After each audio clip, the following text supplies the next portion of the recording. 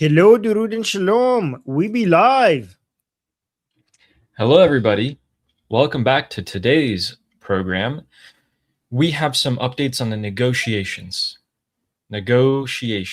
So although we had these massive strikes that just took place in the past few days, including potentially some of the Arab countries that joined in, we are, it looks like, indeed going back to talking. But the talks this time won't be the same talks as you heard before. When we hear negotiations and talks, I immediately get depressed. The rest of my day is ruined. But this time, there is a caveat to this. This time, they're going to be negotiating tomorrow in Oman. So let's actually get ahead and add you to the map here. So for the negotiation status, they will be doing it either in Qatar or Oman, and next week they're supposed to meet in Switzerland. So let's get into why they're meeting in the first place. Well, our best friends and totally neutral parties, Qatar and Pakistan, seem to be drawing the United States back into the negotiating table. But in reality, this is President Trump pushing for it, and he's sending JD, Witkoff, and Kushner, probably Witkoff and Kushner tomorrow, to go talk to them. Let's start with the statement that he said first, and I'll get to the caveats of why this will be different in just a second. Today, Pete Hegseth shared Donald Trump's Truth Social post saying, "The Islamic Republic of Iran asked us to continue talks. We have agreed to do so, but the U.S. has stated to them, to the Islamic Republic, in no uncertain terms, that the ceasefire is over. They begged us to talk, and we told them we can talk, but the ceasefire is over." What does that mean?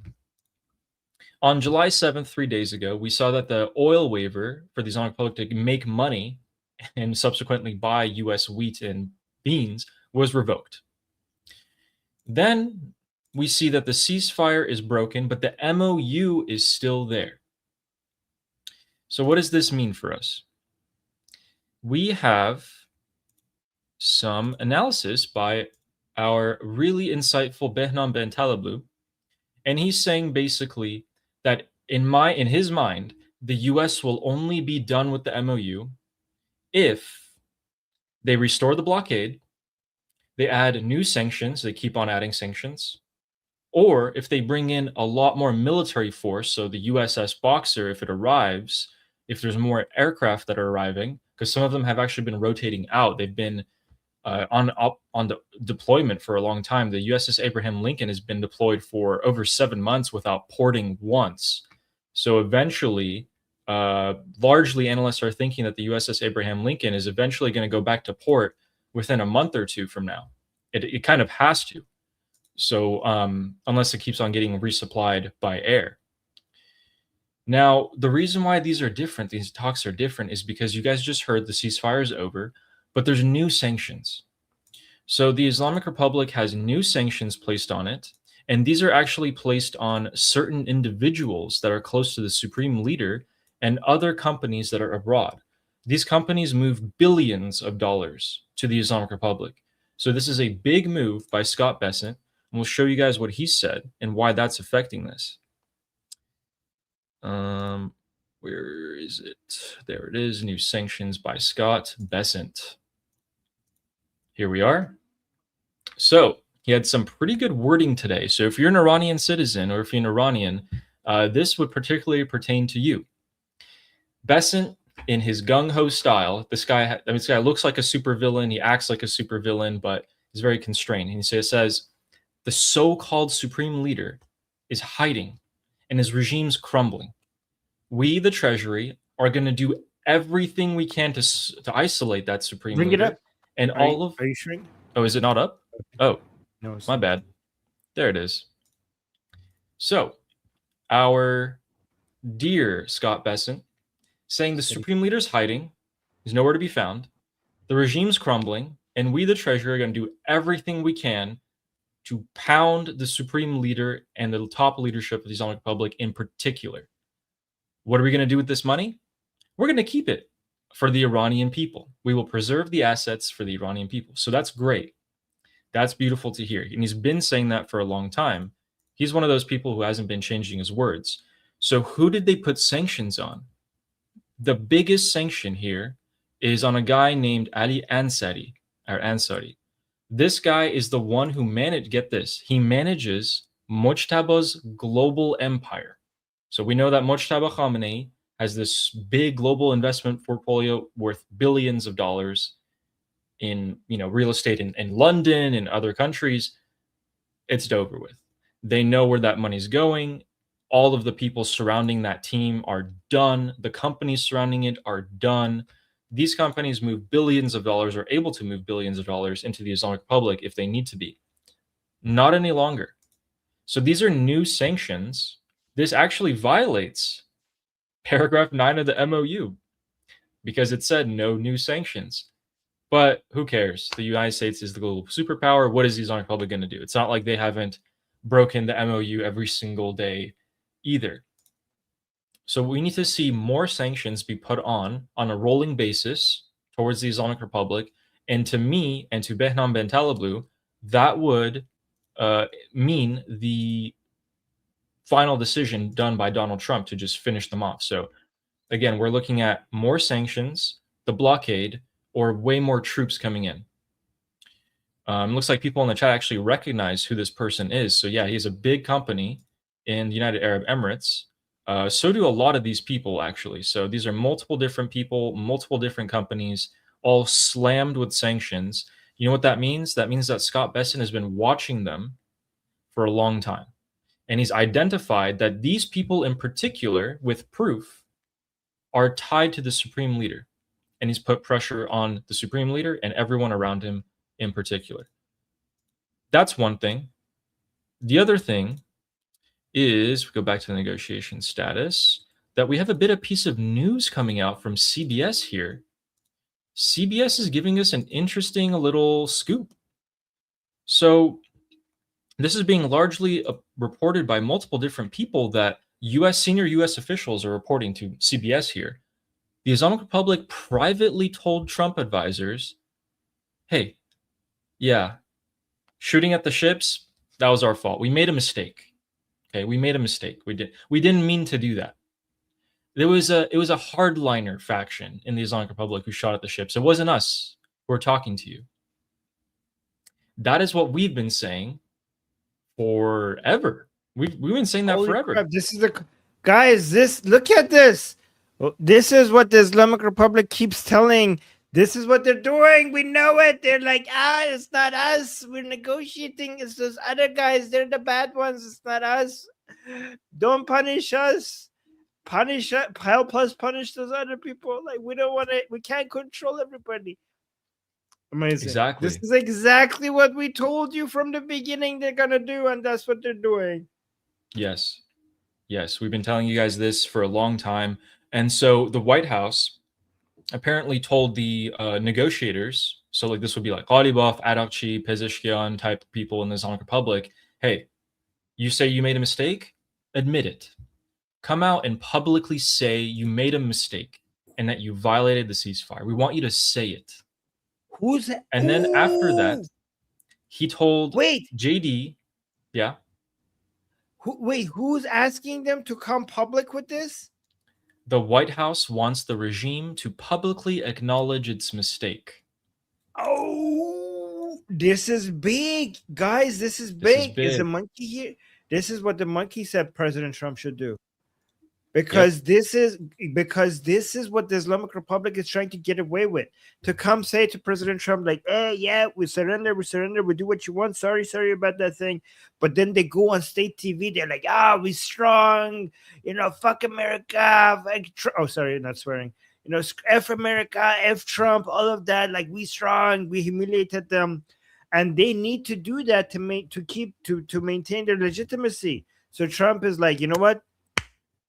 You need to cut that out. You need to come out openly and say, we're sorry, and humble yourself in front of your own, but humbling themselves not just in front of the whole world media, but in front of their own supporters. If this is a big ask, because that would be the end of any remaining legitimacy that the reminders of the regime has among its followers if they do that. This, if President Trump gets this from the Islamic Republic, it's over when it comes to their standing in to their own followers. It's over. Like it's over. It's done. This is a great ask. I'm happy now that they're pushing on that. Like you tell us, you talk to us on the phone in a completely different way than you talk on media, especially on your own state media. This needs to stop. This needs to effing stop. You need to talk to the media the way you're talking to us, so everybody see how much you have lost, how devastated you are, and how eager you are to make a deal with us. So that's fine. Yeah, that's a great find. absolutely. Yeah. Absolutely. Yeah. Some people asked for the link. I put it in the chat. Here's the thing. Words are cheap, especially words, exchanged between the United States and the Islamic Republic in the past few months. What you need to do, what I would like them to do, is for Donald Trump to say, if you don't admit this is your mistake, we're going to bomb you. I just told you that the ceasefire is over. What is that possibly going to mean to your stupid, 2 brain cells that you have left, Ghalibaf? I'm going to eliminate you if you don't come out and admit it, or have someone in the Islamic Republic with some standing come out and admit that you guys made a mistake. But also think about this. Who in the Islamic Republic stands to lose the most if they come out and say, we made a mistake and we fired at the ships? If Ghalibaf comes out and says it, he doesn't have control over the hardliners, and he admits that to everyone, but he also admits that he's been trying to get control of the hardliners, and he looks bad. And then the hardliners are like, oh, look, the deal's falling apart anyway. You're going to go to apologize to the Americans? Traitors? That's treason. This would, as Armin's saying, this would have huge internal consequences for the Islamic Republic. Outside analysts who are looking at the Iran situation are going to be like, oh, okay, so what? Iran comes and says they're sorry. Like, who cares? But to me and Armin, this is huge. This is a very, very consequential thing. So I would tell them, if you don't come out and apologize, you're going to get hit tomorrow, the day after, and the day after until you do it. From now on, Donald Trump said that we will talk to them, but we're not going to talk to them the same way that we were talking to them. We're going to apply maximum pressure, and immediately, he said that yesterday, today, new sanctions. That's a great step. We're going towards the right direction. Again, it looks like he's finally fed up. But I think, Armin, that the thing that got to Donald Trump wasn't the mullahs dragging their feet like we knew they would. It was the threat of death, the threat of assassination. I think all of these, him seeing, thousands of Islamic Republic supporters having killed Trump posters, bounties, him hearing that there's a new Mexican cartel unit created from the IRGC to assassinate him. There's also some new articles that have come out now by the FBI that they have identified individuals that were actually planning to assassinate Trump, sleeper cells from the IRGC, who got found out and had to either leave the country or were arrested. I think all of this at the same time has gotten to him, and he's going to apply the maximum amount of pressure, and he's going to point at Ghalibaf and say, I am going to kill you if you don't hurry up. This is taking too long. Yeah, I think you're referring to the news that the Israelis basically figured out a plot against the life of the President Trump, and that's actually more significant than all the signs that people are holding. So we have already seen since day one that many pro-regime Iranians are in the streets with banners, with signs saying that we want full revenge, assassinate President Trump, assassinate Bibi Netanyahu, but especially with Trump. And it keeps getting more and more. The demand keeps getting more and more and more, right?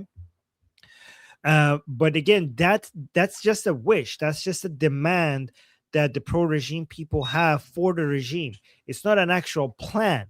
But now what we have since today is the news that we actually have a plot designed by the regime itself that the Israelis gave to the Americans, which again, thank you. I already said this a couple of times today, but thank you, Israel. And every American should be thanking Israel, because this is information that only Israel will have access to.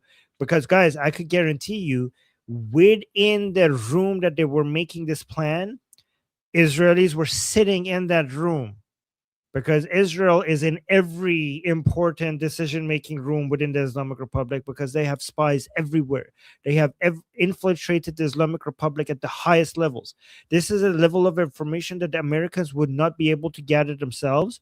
This is only the type of information that Israel has access to, and Israel, without hesitation, shares it with the United States, with the Americans, which is very helpful for the United States to be able to protect your president. So you should be very grateful for the Israelis having this much intelligence capabilities in the Middle East and sharing it completely with the Americans, especially when it comes to being so important. Okay, but here's the thing, Ali.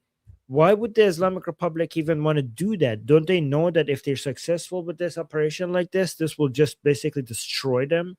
Because you know that the Americans are going to come and rain, hell upon the Islamic Republic if anything like this is successful.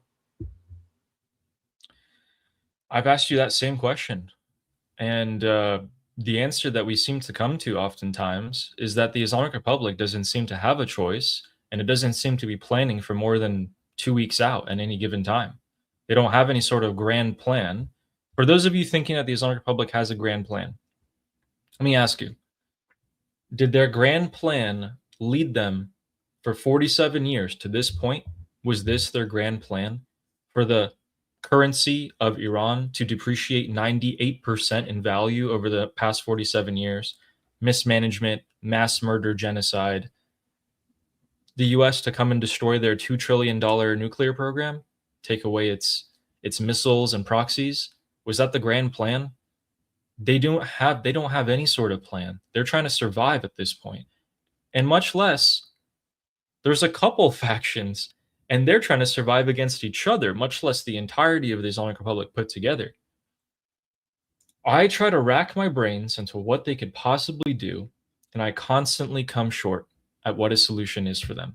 If you were to ask me the same question 5 months ago, I would have an answer for you. If I was the Islamic Republic 5 months ago, I would have given up my uranium, I would have given up my ballistic missiles, and I would have held on to power for years after. But they can't. They just can't do it. For various different reasons, their hands are tied and they can't do it. And so now they're at this stage, and they have to keep on giving concessions now that the ceasefire is over, but the MOU still stands. They're going to keep on getting hit. So if we expect and if we see bombings tonight, should happen any minute now because we're live. We've been live for 20 minutes. They should be going on. That would point to that being true, to having maximum pressure being put onto them. If not tonight, then maybe tomorrow. Okay, so a couple of things. First of all, I don't think I don't think from a strategic perspective, it makes sense for the Islamic Republic to give up its enriched uranium, stop supporting Hezbollah, and give up the Strait of Hormuz. It doesn't make that would be the end of them. Like you have to, like, if you see it from the perspective, imagine if you're the Islamic Republic, if you give up your enriched uranium, if you stop supporting Hezbollah and you allow Hezbollah to get disarmed, and if you allow the shipment of oil tankers to the Strait of Hormuz and give up on, basically remove any force that you could exert in the Strait of Hormuz, what do you think is going to happen, Ellie, after that, if you do that? There is no Islamic Republic after that. The Islamic Republic has ceased to exist the second they give that up. Yeah, but why wouldn't they just do that? It's okay, like, fine, no Islamic Republic, we stay in power. The reason why they won't do that is because Israel will look at the naked Islamic Republic. And if you're Israel, then you look at that, you're like, oh, okay, thank you so much for undressing them. What is stopping me right now to go and finish the job? Like, if the Islamic Republic, if Islamic Republic does these three things, it has zero deterrence capabilities, and they are completely vulnerable to Israel. And Israel is like, wow, okay, so you want me to now be kind and just hold back? Now that the Islamic Republic can't do nothing, I should just be like, okay, let me show mercy and not end them. Obviously, they're gonna go for the kill if you do that. So the Islamic Republic are like, okay, then I'm not gonna. Why would I give up all my deterrence capability? if I know Israel is going to finish the job once I do all of that, right? Also, one thing that people need to realize that we see all of these Durka people, jihadi people in the streets, like, revenge, revenge, revenge, the blood of our supreme leader. And we're like, oh my God, these people are stupid, right? But here's the thing: the people who are funding them, they're not stupid. They know what they're doing. Remember, the IRG, if the entirety of IRGC's source of funding and legitimacy comes from aggression with the West, comes from aggression with Israel. There is no IRGC legitimacy and isolationism and monopoly over industry and using the oil and gas of Iran to fund militarization of the IRGC if you don't have this philosophy. If there's any form of a deal or normalization of relationship with the West, then the whole point of IRGC and their source of legitimacy and funding will go out the window. Why would they? So this is a lot of people who have a lot of money and a lot of power within the system. They fund these people to go and like, the blood of our supreme leader, because their entire source of power and wealth depends on it. It depends on it. So they are, it's not just religious. I mean, religion is a tool here, but the goal and the strategy is always wealth and power. It always has been, and it will always will be. And Islam is the tool. The crowd, the masses of the Durka jihad people that you see on the ground, they are tools of the other people who are they're using them. They're using them. Okay. The Islamic Republic, here's when it comes to the assassination, okay? The reason why the Islamic Republic might be interested in putting a reward out there and go hire some Mexican cartels or do something like that, this to plan an attack on President Trump. You might think like, okay, that doesn't make any sense. If you do an assassination like that, they will come and destroy all of you. What are you thinking? That doesn't make any sense. Well, it does make sense. It actually does make sense, because the greatest threat right now to the Islamic Republic is the crisis of legitimacy. They're being destroyed from inside because they have no more fans and followers. Nobody believes in them. They need to, and most of that right now depends on the Islamic Republic demonstrating that they're doing something significant against President Trump. Okay, so here's what I would do if I was Ghalibaf. Okay, I would make a plan. I would make a plan to do such a thing against President Trump, but then I will make sure that I know that Israelis will figure this out and they will tell Americans, right? Because I don't want an actual assassination. I want the news that we're planning an assassination. Okay, I will make a plan. I will make sure it fails or it doesn't even go through, because I need this to get leaked so that my followers are like, ooh, they're doing something. Like, yes, we're doing something, but they're not going to do anything. Or even if they do something, Lior saying, don't give them ideas. Yeah, this would be the move. Don't you agree, Ali? This would be the genius move if I was Ghalibaf. I would make a plan against President Trump to do something like that. Again, I'm not saying it because YouTube might think I'm advocating for it. I'm not YouTube. I'm just telling what the Islamic Republic strategies is. Okay, we're against terrorism on this channel. Okay, I would make a plan and I would make sure it gets leaked so that it doesn't actually happen. But I wanted to be on the news that we were planning something like this. If I want to go further, I would go. If I wanted to make it even do something more serious, I would actually pay for the plan half up front. Okay, but then I will call the Americans. I will be if I'm Ghalibaf, I will call Trump. I'm like, hey, listen, these Durka jihadi people, radicals, they made a plan against your life. But here's the thing. I'm going to tell you. I mean, I'm going to expose them. This is what they're planning. This is who they're planning it with, and this is how you can stop it. Okay, so look at this. I am helping Trump. Look at this. I'm helping. And this would be a win-win-win. A win would be that you actually show that to the pro-regime people that you're attempting. And one of these days we're going to be successful. This one didn't work, but you can see that we're actually doing something. So I'm going to try to appease the pro-regime people. I would try to appease President Trump. Look at President Trump. Look, there was a plan within the Islamic Republic. Somebody made a plan, and I exposed them so nothing happens to you. So I'm your guy. Okay. But that's the second one. The third one is that you don't have to pay the second half of the to the Mexican drug cartels. You paid half up front, but the plan was stopped because you exposed them to President Trump, and then you don't have to pay the other half. You save money, okay? But here's the thing: Mexican drug cartels. This is dangerous. Don't take this. Nobody should take this offer, because whoever takes this offer, the Islamic Republic, who pays you, they will sell you out because they're actually not interested in taking out President Trump. So they will sell you out. So don't take their offer. There we go. Well, the reason why I was smiling so much is because you're actually right. And I have evidence.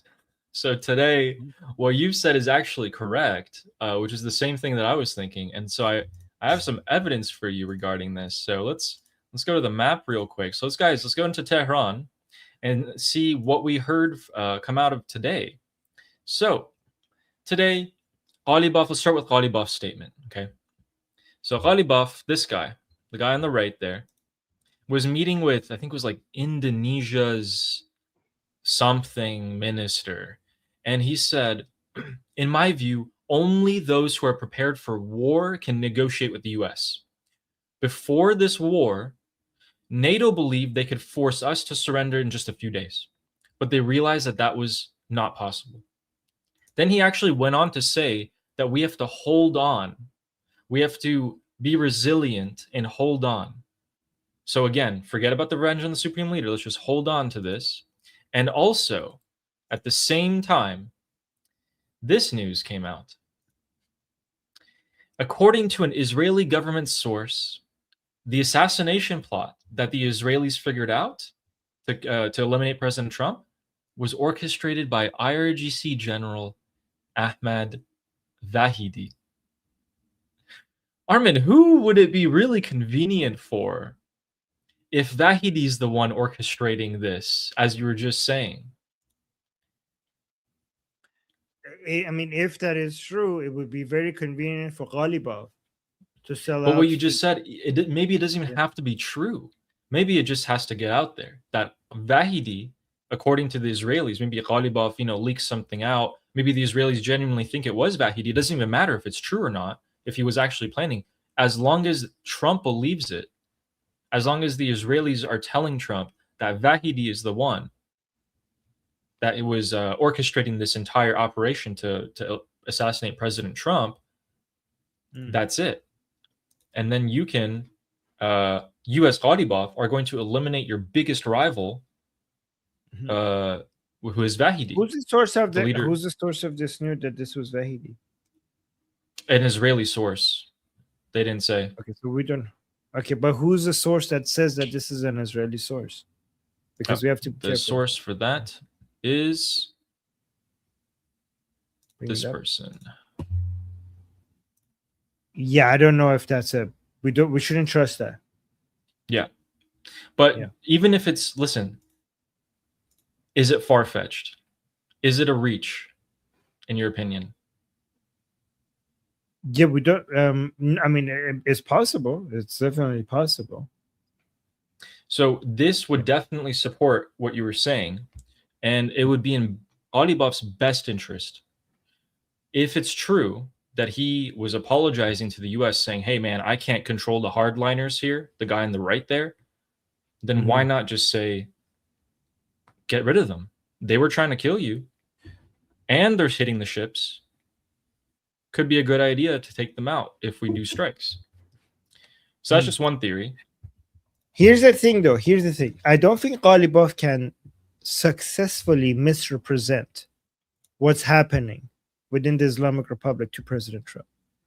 The reason why he can't do that is because the Israelis would know. The Israelis would know. And Israelis would do intelligence sharing with the Americans, right? Because Israelis are on the ground within the Islamic Republic. So if I was Ghalibaf, the best way to make this happen is to just make a genuine plan, knowing that the Israelis would know and tell President Trump. Yeah. And it will fail. I also heard a lot of conflicting stuff. So Some But people you are have to saying when make the it. Israelis, But you have to find a way for this not to come back to you, because then President Trump will take you out. yeah. So I think the strategy that Gharibaf went was he leaked something out there. The Israelis picked up on it through some official, legit channels in the IRGC.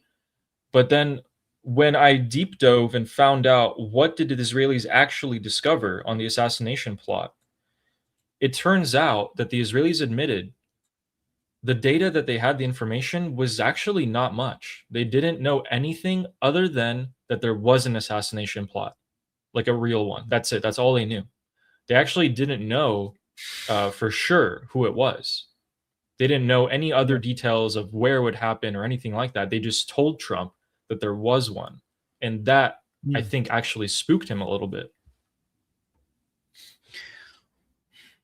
At what point do you think President Trump is going to be like, you know what, F it, let's just go on full? Okay, so at what point? I think if the hardliners keep hitting more ships, because that'll directly tie into the oil reserves the world has. Ships have crawled back down to a staggering 20 ships passing by a day. That's like 10% of the regular traffic of the Strait of Hormuz. It doesn't bode too well. The strategic oil reserves of the United States. Sorry, what?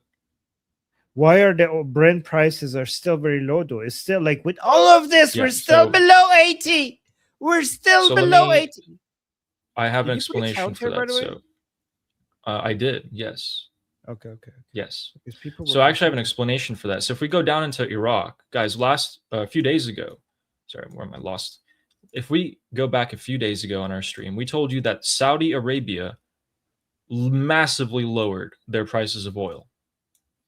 Today, we heard that Iraq also cut their prices of oil, specifically to China. They call it East Asia, so specifically to China. And so has Qatar. So all these countries are trying to lower their price of liquid natural gas and oil. Why economically? Why would you even need to do that? Because there's a lot of oil sitting on the ocean right now, waiting to be sold. There are hundreds of millions of barrels of oil right now that have not found buyers. They're just sitting there. That is why you need to lower the price of oil in the short term, because you can't find enough buyers for it. And China knows that if it just waits a little bit, the prices have to go down. It gets cheap oil and it buys it all up. It refines it all, then it sells it for a higher price. That's not so good for the US if China gets billions and billions and billions of dollars doing that. But at the same time, the US strategic oil reserves are only about 50 million barrels away from hitting a danger zone. And right now, these are the lowest. This is the lowest level. Oh, sorry. A couple of weeks ago was the lowest level. Right now, we've recovered a bit. We have a little buffer zone. I mean, shouldn't the U.S. sold a lot of its own oil at really high prices, and now that the prices are low, shouldn't it be able to just buy it back at a lower price and make a profit and refill its reserves anyways? Seems like a good. Yeah, so it should be able to. They sold the reserves at high prices. They could buy back at low and make a killing. Yeah, so the only problem with that is that most of the ships carrying this oil are actually sitting here. They're sitting in this area, and they're waiting to sell it to China in particular. So it looks like maybe China secured some sort of agreement with them, and the ships haven't really been heading over here to go to the US. They're just waiting here around Malaysia. They just go to whoever's buying. I'm pretty sure whoever buys, they can, yeah. Yeah, so that would be great if that happened. That'd be great, but it looks like those companies are leaning more towards China at the moment. But if things change, that'd be great. So why are U.S. oil reserves so low, given that they sold all of that at high prices, and now at lower prices they could just buy them back? Let me actually check that. So while you do that, let me show you guys what happened to the UAE today. So here in Abu Dhabi, we have a big piece of news for the United States. Today, the United States, make this bigger for you guys, the United States has designated the United Arab Emirates, as of a few hours ago, as a major defense partner. So UAE just got bumped up to like UK, France, Germany level status in terms of defense. Why? Because of the ongoing US UAE military partnership. The ongoing US UAE military partnership. Guys, this is a boring old document, but do you know what that means? Just think about it for a second. What do you mean ongoing military partnership? What did we just see last night? Was it Kuwait, Bahrain, United Arab Emirates? Maybe, could be. But we know that the UAE struck the Islamic Republic before in the past few months in March. The UAE is about to get, as a result of this, a ton of access to new weapons and a complete lift on their UAV, so drone basically, program. So now they can buy whatever drones they want from the US. They can get a bunch of certain satellites, spacecraft, new oil and gas production destinations, ton of new technology, nuclear power, anything you want. That's huge. So as a result of that, same time, there's another deal being made between the United Arab Emirates and the United States, or in the United States actually, because the US is going to give F-35s in the next 5 to 6 years to Turkey. Turkey just, sorry? Wait, what did you say? Like, I was just researching something else. Turkey, so isn't the Turkey? F-35s, yeah, so Turkey's going to get the F-30 verbally. This is verbally agreed to, that Turkey is going to get the F-35s in the next 5 to 6 years between the US officials and Erdogan. I thought this needs Congress approval. Actually, Trump said it doesn't. But hey, he's been finding so many loopholes. I'm not surprised at this moment. But the thing is, even if the F-35s are given in terms of US interest, it doesn't hurt them in the US interest, because the US will have a new 6th generation fighter that comes out by that time to maintain a competitive edge. But for Israel, that's not such good news, because they're going to lose a large portion of their aerial superiority when Turkey gets these 5th generation F-35s. But going back to the UAE, Turkey is going to sell the United Arab Emirates Russian missile launchers. I think they're called T-100s or T-300s. Turkey got these from Russia. They bought these from Russia exclusively. No one else has them. And now, this is interesting, guys. Turkey, that got exclusive Russian missile tech, is going to give it to a country that is now a strategic defense partner of the United States of America. The world is, what does it come to? On the same day, the UAE is elevated to the same status as like Germany, UK, France in terms of partnership, Canada. They're getting these exclusive rocket launchers from the Russians, basically through Turkey. So the UAE is going to bump up their military capabilities, or so their defense capabilities, by a huge portion, it seems like, in the years to come as a result of this. Now, I don't know what they really are giving back in return to the United States for all of this, but yeah. What is UAE getting from Turkey? S-400? So basically, look at this. So as of today, yeah, they're getting S-100, S-300. They're rocket launchers, they're missile launchers, like mobile missile launchers.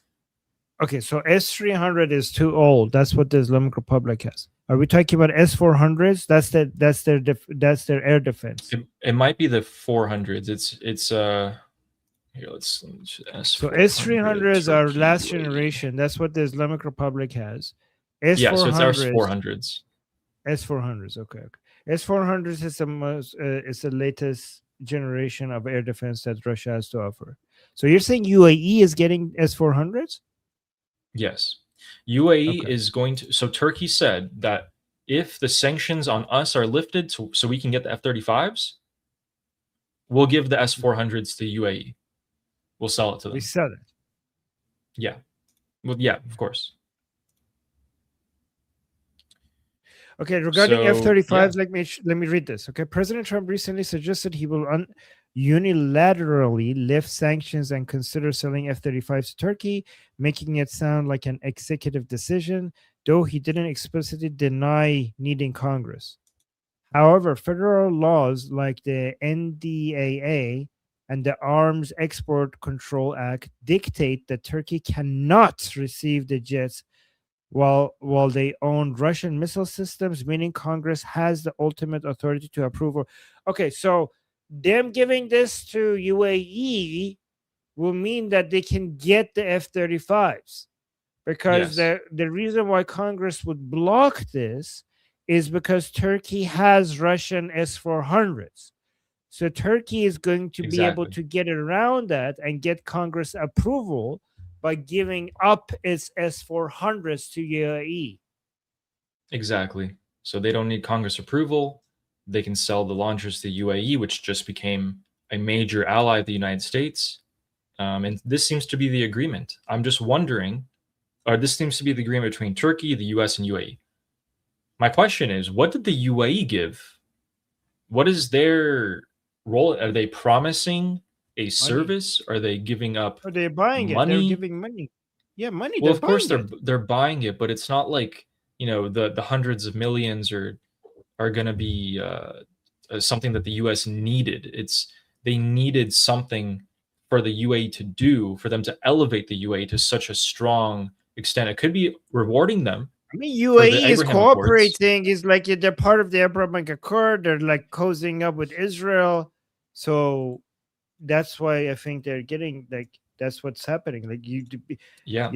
that's yeah. So So here, we're seeing look at this. Turkey is officially offloading its Russian S-400 missile system to a Persian Gulf country, likely the UAE, with Moscow's blessing.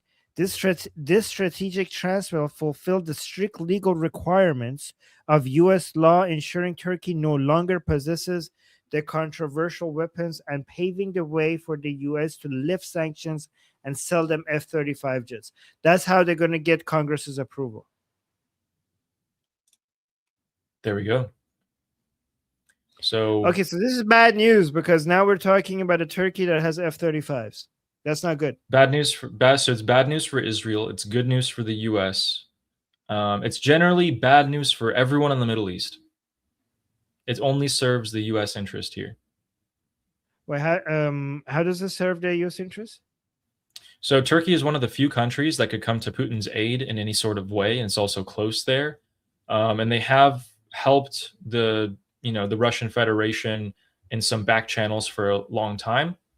Trump's strategy is to get Turkey to be in the orbit of the U.S. more than it is in the Russian Federation's orbit, and to actually actively go against Russia in the future. So they're promising them this tech, the F-35s, to get them more on their side, which is why the S-400s are going to the UAE in particular. But again, not very good. I mean, the US's interest is we can get more allies in the Middle East. We already have Israel. The US Turkey doesn't. is in. This doesn't make any sense to me because Turkey is already in NATO and it's aggressively against another NATO member like Greece. So just bringing them into your orbit, that doesn't mean they're not going to backstab you, right? Yep. Yep. I don't Okay, personally so trust Turkey any bit. So I'm saying the US benefits from this deal by pulling Turkey back into NATO's orbit away from Russia, while simultaneously injecting billions of dollars into the American defense industry. However, the US must still navigate major pushback from regional allies like Greece and the ongoing risk of Russian radar systems operating near American jets in the UAE. Oh my God.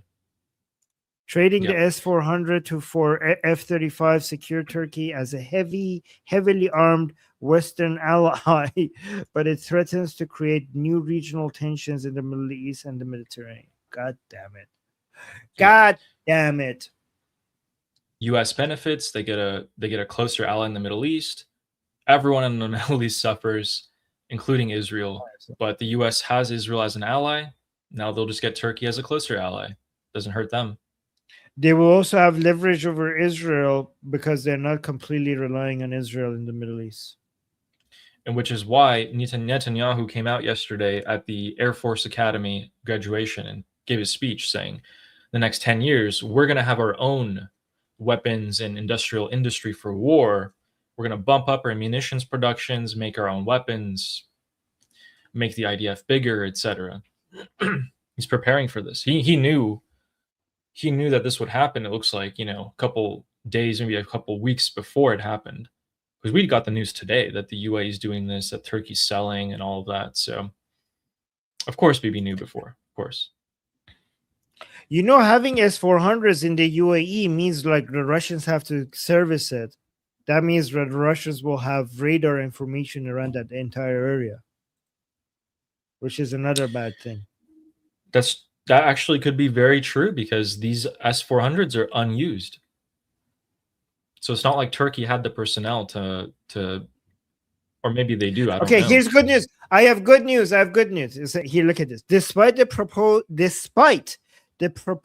S-400 loophole, the likelihood of Congress approving the F-35 sale to Turkey is currently very low due to fierce bipartisan opposition and concerns over regional stability. Lawmakers have already begun introducing resolutions to block related arms transfers, meaning the administration faces a massive legislative battle to push this through.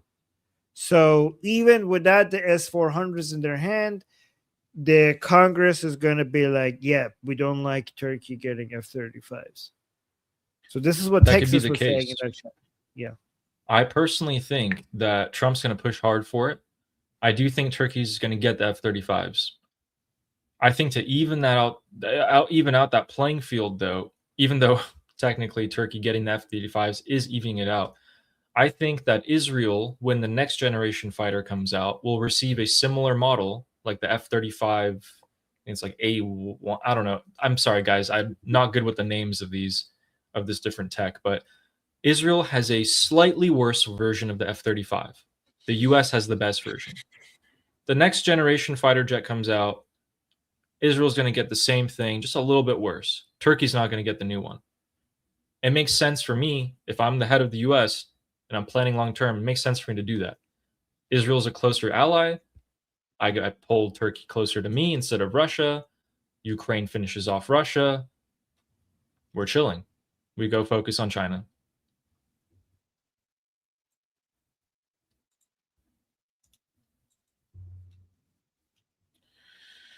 So let's get back into the map and see. We jumped around a little bit, which is good. We got some things covered. Let me see what I was missing here. So, guys, we will read your. Yeah, we got a lot of super chats. We're not ignoring them. We will get to them. But go on, Ali. Yeah, we're not ignoring them.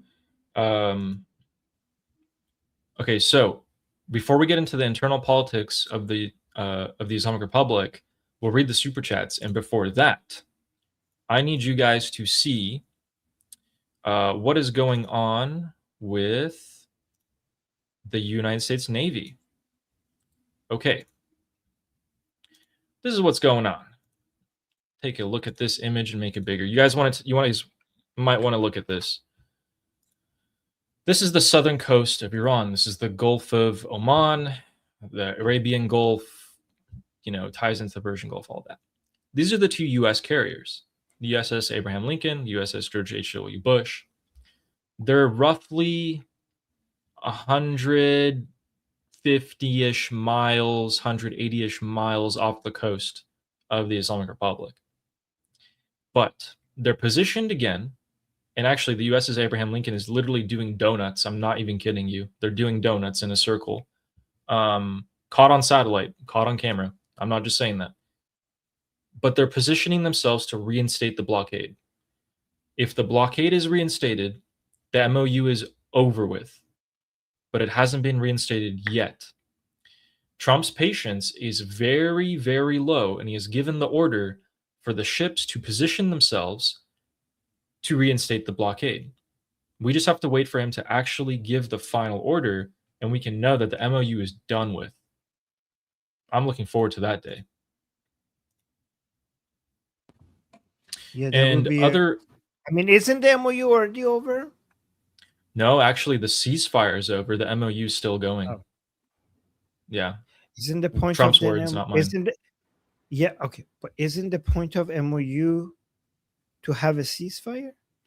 What is the okay? If there is no ceasefire, but we have the MOU, what is the point of an MOU? What does the MOU? What is the MOU doing then? What's the point of talking to these backwards barbarians in the first place? I mean, no.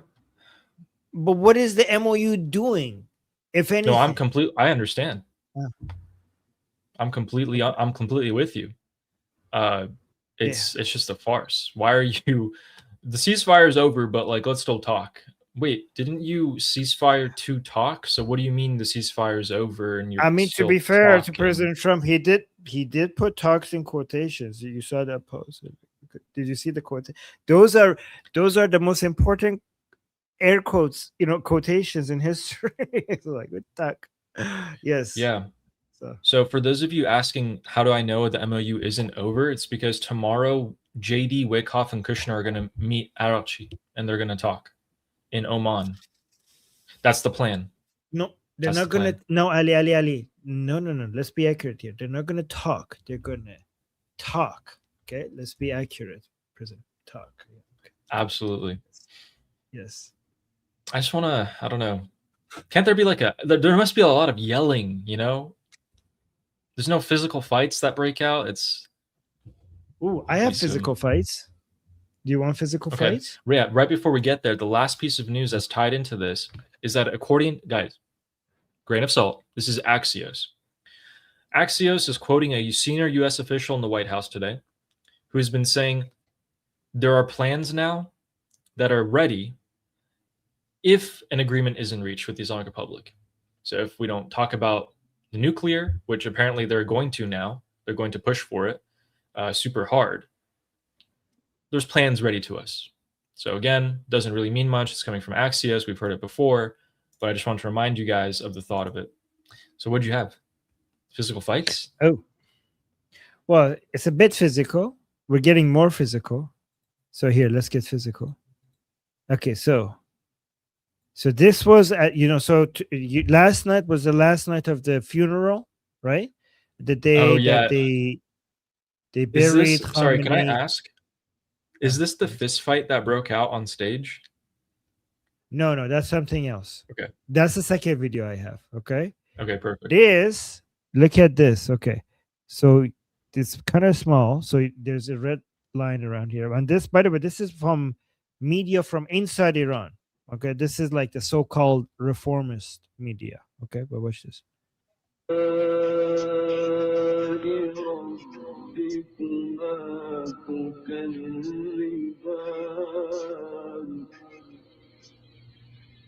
Did you see it?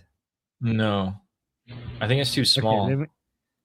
Okay, let me explain. Hold on. Let me see if I could do, if we go here and then go like this, then add this. Maybe this is bigger. Okay, you see it? You see it?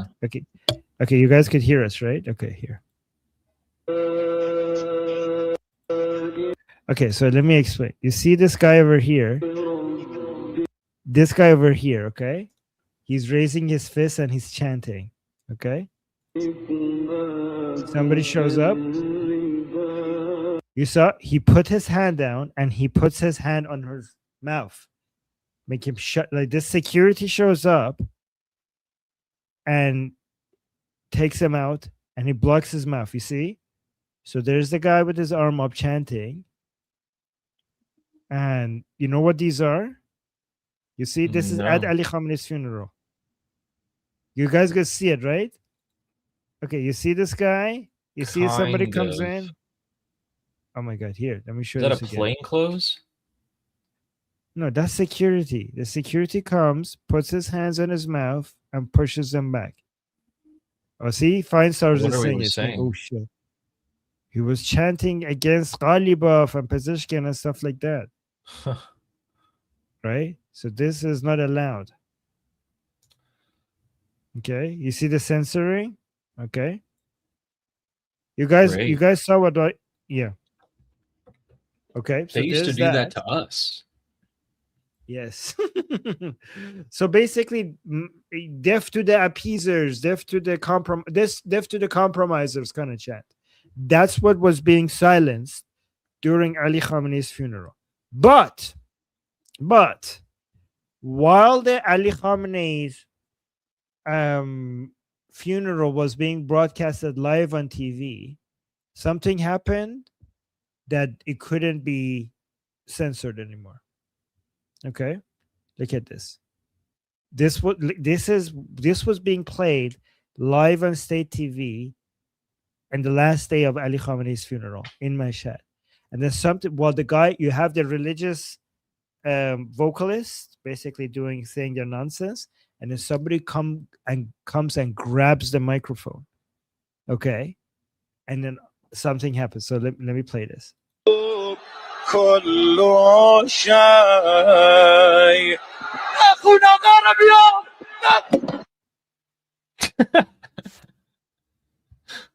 and then they go back. So see, he was singing the religious nonsense, and then That's so funny. I was about to tell you, can we mute it? Because I thought it was going to be a visual, and then the guy literally gets punched in the face, and he can't talk anymore. So that's great. No, he comes and grabs the mic. Listen to this. So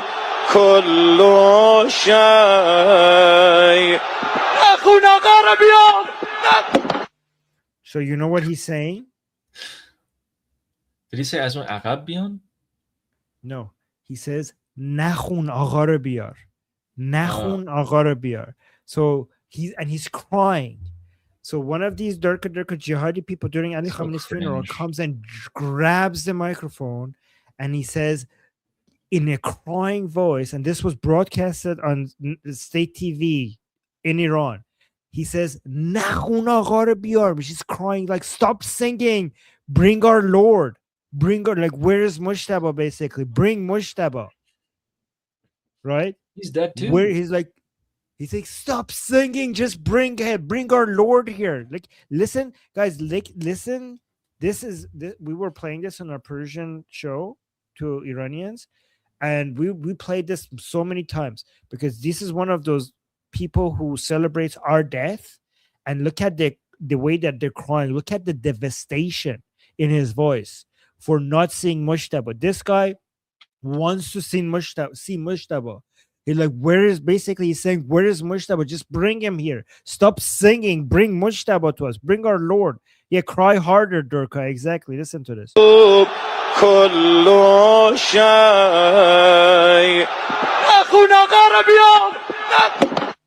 And now they got the microphone away from him. See? I think he wants to do a little.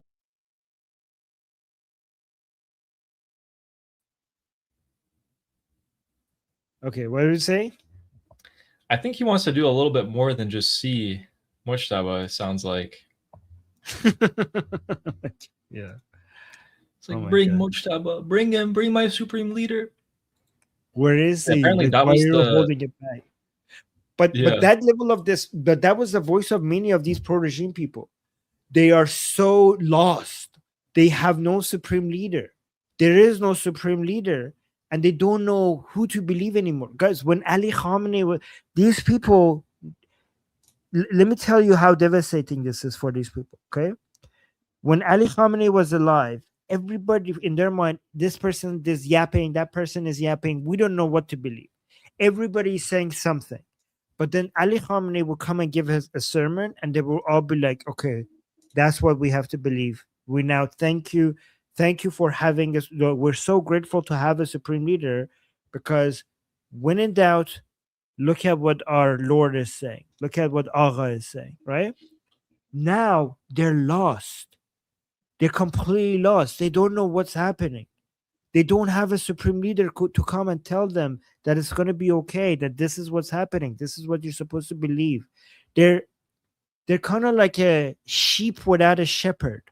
And they feel like they're like lost in the wilderness without a guide, without anybody to show them the way. And that's why they have never experienced this. They don't know what to do with themselves, because you have Ghalibaf, you have Araghchi, you have Mir Bagheri saying something, you have Sabiti, you have Rasoi, and they're all fighting with each other. You're like, what is that? Like, I don't know what you guys are. Where is my leader? Like, where is our leader? Where is our supreme leader? That's the person that I need to listen to.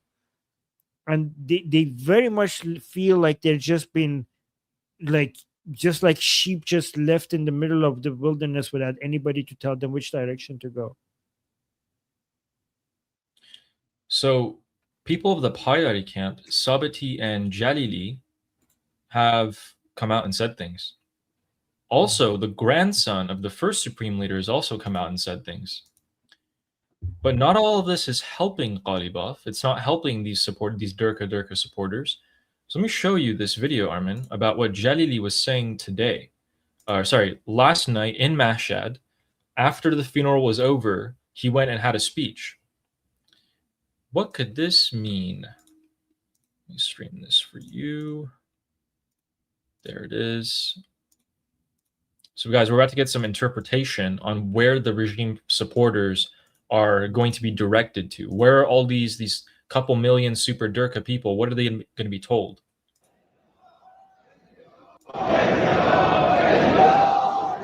Is that Jalili speaking? Yes.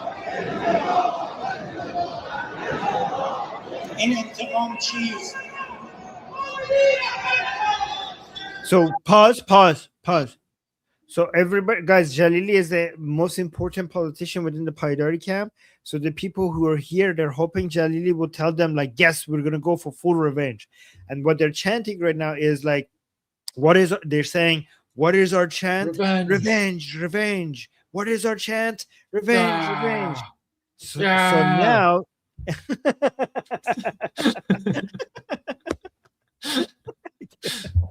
yeah.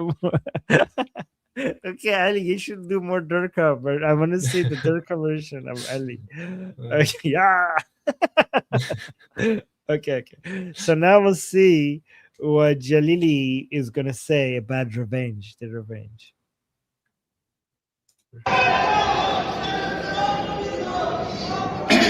چرا این فریاد بزرگ رو ملت ما بیان میکنه؟ ملت دفاع از حقوق خودش رو میخواد.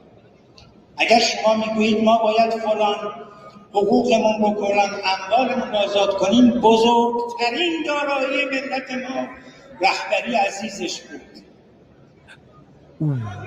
امروز حق این ملت دفاع از این جایگاه، از این سرمایه بزرگ با انتقام است و وظیفه مسئولین پیگیری اینه. انتقام حق ملت و وظیفه مسئولینه. باید این رو پیگیری کنن.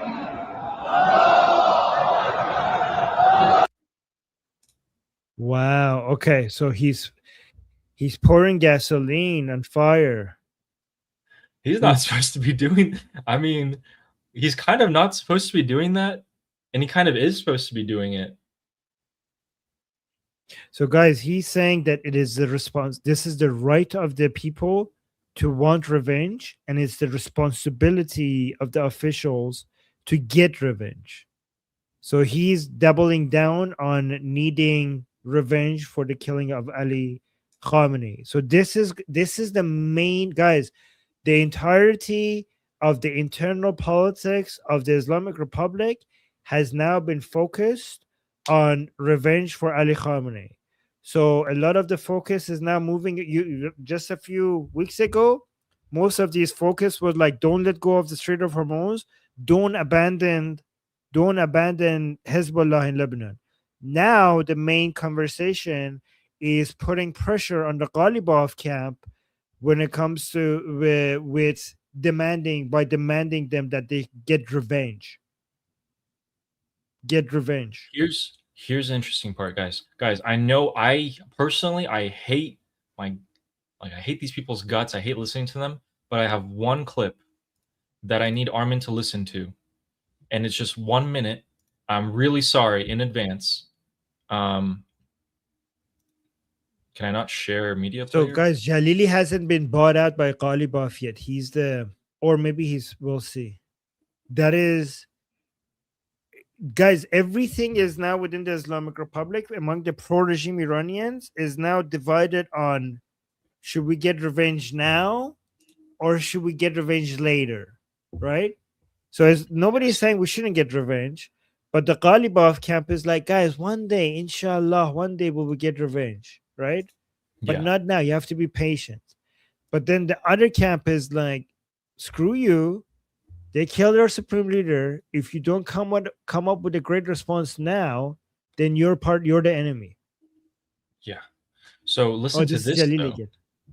Jalili goes on TV after. Okay, so he went on TV today after he gave that speech, and he said this. I want you to tell me if this is significant. He's speaking in a more convoluted way, trying to convey a message. So I actually wasn't completely sure.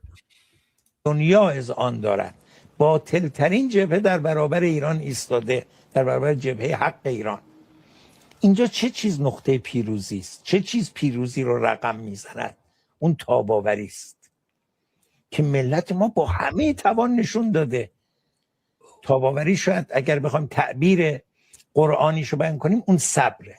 صبر رو حضرت آقای شهید ما بارها بیان فرمودن صبر متوقف شدن نیست، صبر ایستادن نیست که حالا ببینیم چه میشود، صبر عقب نشستن نیست، صبر جزع و فزع نیست.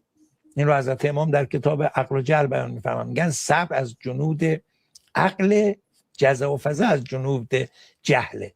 اگه کسی باستاد و جزع و فزع کرد آی نشد و نداریم و اینا، نه این نمیست. صبر چیست؟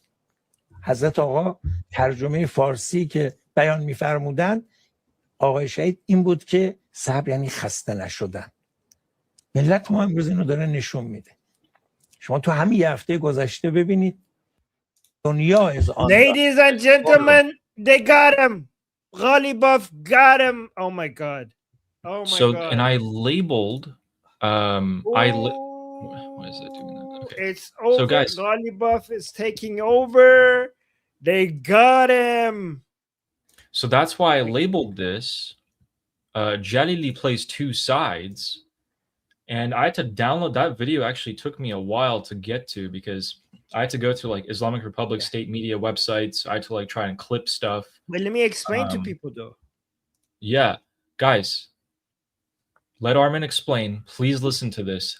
This affects millions of regime supporters and what they're being told and what direction they're going. So listen to this. So let me give you a short version of it before we go into more detail. Okay. Yeah, this is fine, stars. You're right. This is not good for us. This means that they're all getting on the same page. They're getting on the same page. So guys, Jalili, which is the most important politician and the most Durka jihadi radical, Islamic part of the Islamic Republic, he comes and is talking about, I don't think he even is doing both sides. He's like, yes, revenge, we should get revenge. It is our right, and it's the responsibility of the officials to get revenge. But then he comes on state TV and he talks about the virtue of patience.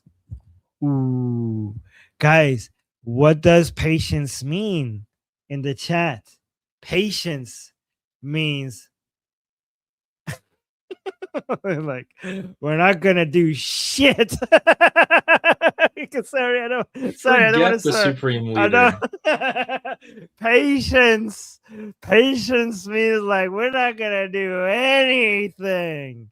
Patience was like, inshallah, one day. I mean, that's not what he's saying, but that's what I'm hearing. He's like, let me tell you about patience and the meaning of the word patience Islamically. And then he goes into the Islamic meaning of patience doesn't mean this, it doesn't mean that. He says, you know what he says, Ali?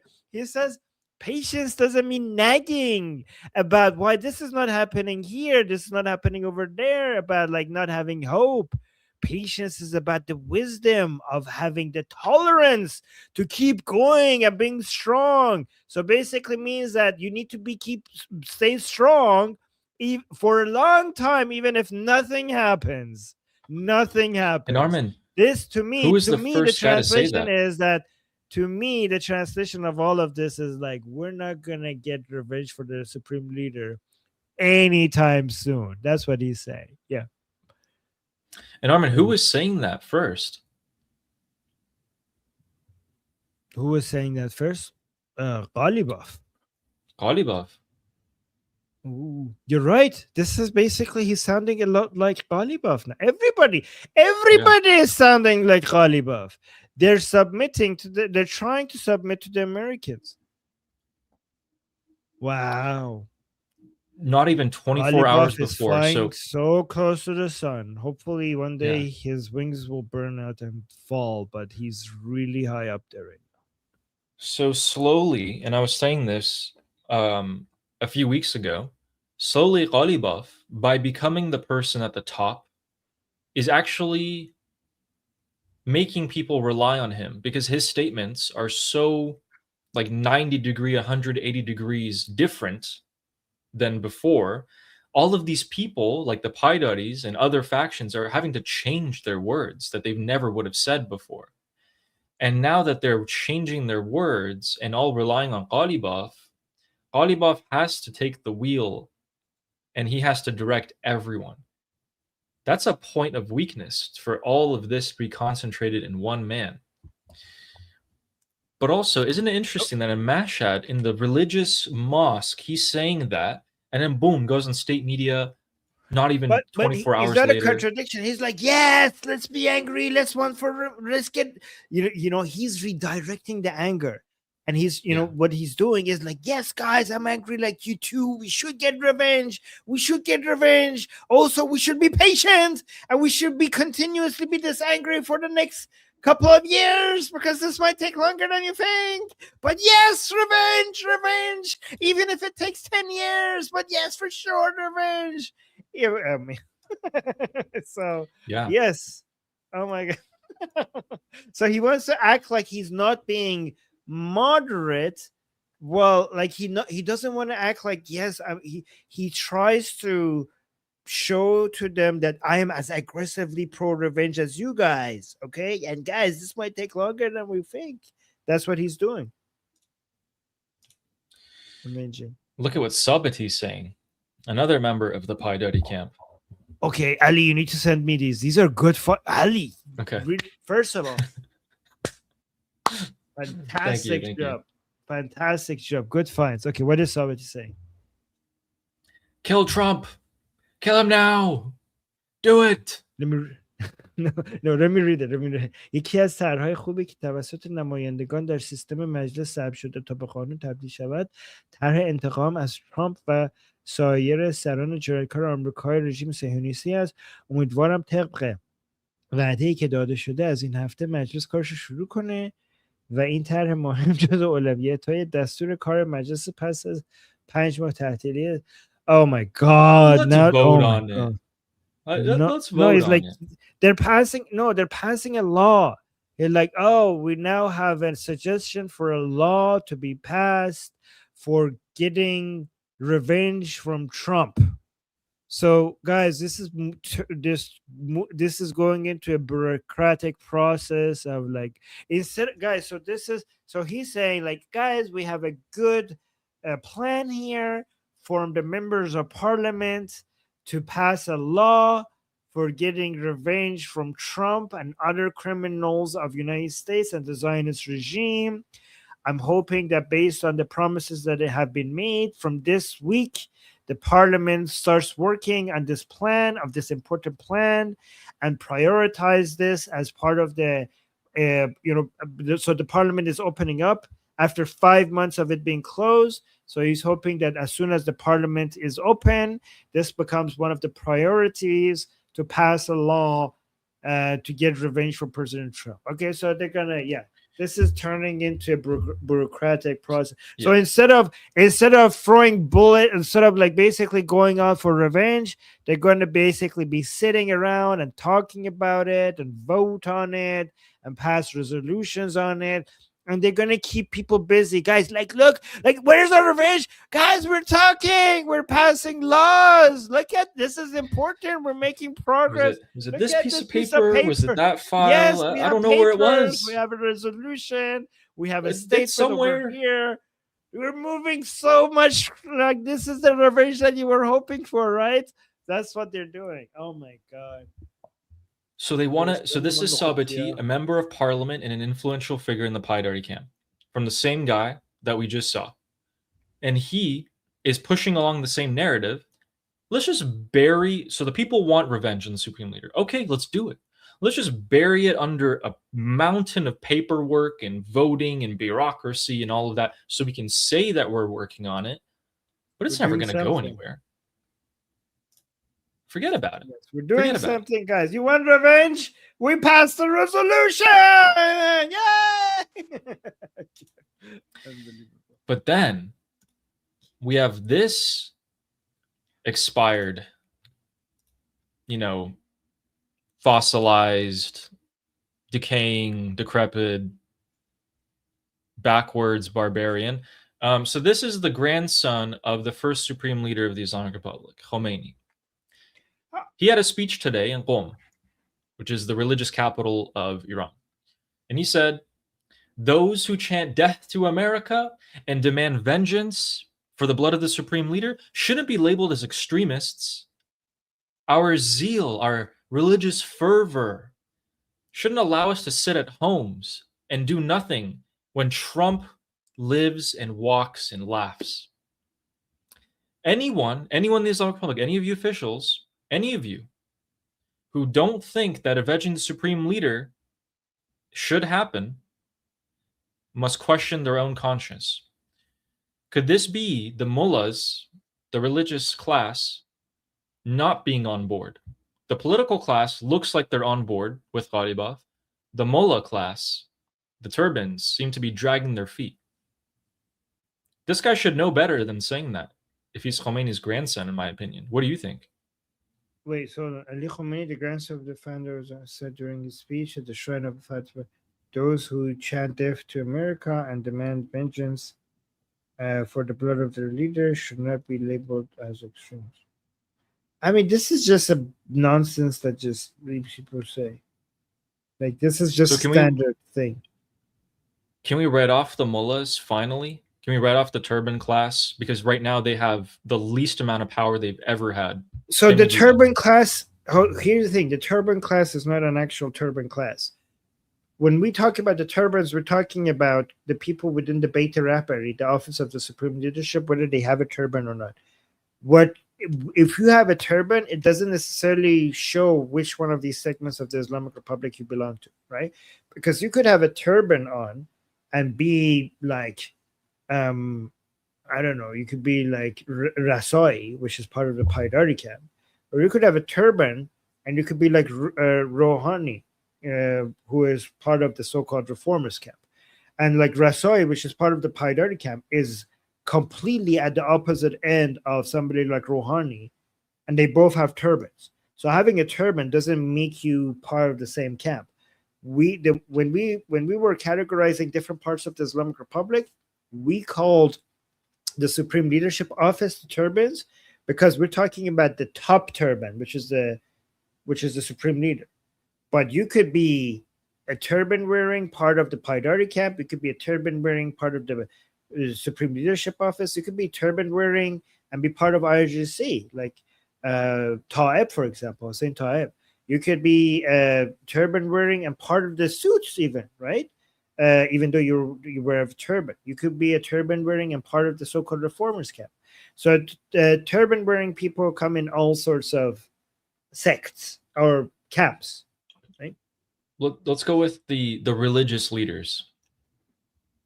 Again, the religious leaders could be okay. Again, the religious leaders could belong in different camps, right? So what you're saying, yeah. Mm-hmm. So what you're saying is that right now the political figures have more of a weight and pull than the speakers at the mosques. Okay, so the speakers of the mosque, what depends on who you're talking about. Are you talking about the Imam al-Jum'ah, the Friday prayer imams, because they are directly picked by the Supreme Leadership Office, okay? Or are like the official government mosques in each province, right? Or are you talking about private mosques? Okay, so there are many mullahs who are just basically your religious influencers, right? So, for example, a mullah that is a part of the state's mosque that has been officially picked by the office, the Supreme Leadership Office, they have different allegiances from a mullah that is a, you know, that is a private, that is basically the imam of a private mosque. So again, you can't put these all the people. So so there's a difference between a mullah that is part of the regime and a mullah that is not part of the regime, right? There's a difference between a mullah that is part of the Hosea Ilmiya Qom, that sees like that are a challenge to the supreme leadership sometimes, than the mullahs that have been officially picked and sponsored by the Supreme Leadership Office. Depends on the mullah that you're talking about. I mean, again, we're getting into too much detail here, but do you understand what I'm saying? I do understand what you're saying. Yeah, I do get it. Okay, so basically, it doesn't matter what these people say. It doesn't matter if the grandson of Khomeini comes out and says something that's slightly or moderately, even strongly against Ghalibaf. It doesn't matter what he says. He doesn't have any sort of This guy is not saying weight. that, like, this guy is not saying anything significant here. So our zeal does not allow us to sit at home while the killers. Well, read that last part. Okay. Any official who sleeps and does not think of avenging our leader must question their own conscience. Yeah, but again, we have to see that what's your solution, because a lot of people, everybody says this. Even Ghalibaf says this. Ghalibaf are like, yeah, we have to get revenge. We all want revenge, of course. Ghalibaf cried about it. Ghalibaf cried about wanting revenge on camera, right? There's not a single person within the regime that thinks that that doesn't say we need to get revenge. The difference is some people are saying like, so this is how they separate themselves. There's some people who say we need revenge and we need it yesterday, and the only form of acceptable revenge is by seeing Trump dead or something like that, right? Or the destruction of Israel, something like that.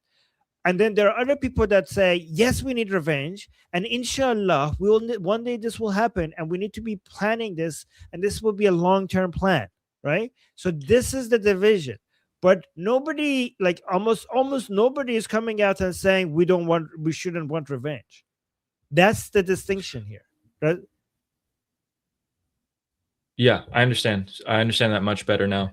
So doesn't really matter. If we hear things like, oh, yeah, we should get revenge, doesn't matter as long as we wait. Yes. So the distinction is how and when. Okay. Everybody's going to say, because if you say, because who within the Ali, who in their right mind from the regime will come and say, nope, no revenge. They killed their supreme leader and we're not going to do anything about it. Like that would be the last. Nobody's going to say that. Nobody's going to say that publicly. Yeah. Yes. Publicly, yeah. Publicly won't say that. So actually in the IRGC group chats, they are saying that. A lot of them are saying that. They're like, look at what state you've dragged the country into. I have to spend all my money buying food and, I'm behind on rent, this and that. The US is bombing my country. I don't get to do anything. What are you talking about? Revenge. Shut up. Shut up about revenge. Fix my situation. But they can't really come out and like say it. Like anonymous people can say it, but Texas troop, what very hardliner? Hardliners want is to strike now and to create chaos in Hormuz, but Ghalibaf and those RGC guys behind him are smarter and they want chaos just before midterms. So can you clarify they want chaos before midterms? What does that look like? Well, I mean, they leverage that they think that they have. So he's right. By the way, Gandalf is 100% correct, right? So Ghalibaf wants to, give in to President Trump, but he also doesn't want to. He also wants to show President Trump that I have some leverage over you, right? Because you are desperately trying not to have any tension before the midterms, and you need to give me what I want, or else I could cause chaos before the midterms. So some people within the Islamic Republic think that given that President Trump is very eager not to have any conflict before the midterms, maybe we could pressure him to give us a more favorable, deal by telling him that we have this leverage over him, that we do have the power to start this before the midterms. And I think President Trump wants to show them, I really don't care. Like, that would be the smart thing for President Trump to do, to try to convince these people that actually, if you want to go, I can go, right? Like, you want to go now? You want to go now? We can go now. So that would be what President Trump has to do to Ghalibaf people. Like, you don't have much. You don't actually have leverage over me. I can go now if you want to. Like, you want to go? You really want to go? Because we could go. Right? So that's what he's saying. Two leaders. We have Donald Trump. We have Ghalibaf. We count these guys as the two leaders of the opposing sides here. Both leaders have people under them pressuring them. They are under pressure. Every leader is. They both have to gain leverage over each other, but there is no clear line at which they can, how close can we get without actually kicking things off fully. Trump now has to hit them hard enough, or hit them in a way that they would understand that they have no leverage. And Ghalibaf has to claw at things and do things, pull some strings, use some people to show Trump that Ghalibaf has leverage over Trump for the midterms. So this is a slippery line here. It's a slippery slope. Where do you see the start and finish line? You don't really, in my opinion. I think that many people within the Islamic Republic, even on Ghalibaf's side, are convinced that President Trump is bluffing, that every time he comes out and says, like, oh, ceasefire is over, a lot of them are convinced like he's bluffing. He doesn't want to do anything, right? And President Trump's challenge right now is to find a way to convince the regime people that he's not bluffing, right? That they have to be careful, because if he goes out, like, he has to find a way to show Ghalibaf people that if they start this is going to be devastating. What language? There's two languages that the Islamic Republic understands: money and guns, violence. It looks like he just did violence for 2 nights in a row. Frankly, in my opinion, nowhere near enough. And we'll get to that in a second, actually. There's more to those strikes that he just did this week. But then there's also the economic pressure. So they just revoked the oil license. They put some new sanctions on. Again, not enough for me at the moment. But if it ramps up, we'll find out where the breaking point of the Islamic Republic is. At what point do they come to the table? It looks like Trump's trying to slowly find that. I'm more of a proponent of, hey, just if you have to erase that line and put it 100 feet in front of you, do it, as long as you find it immediately.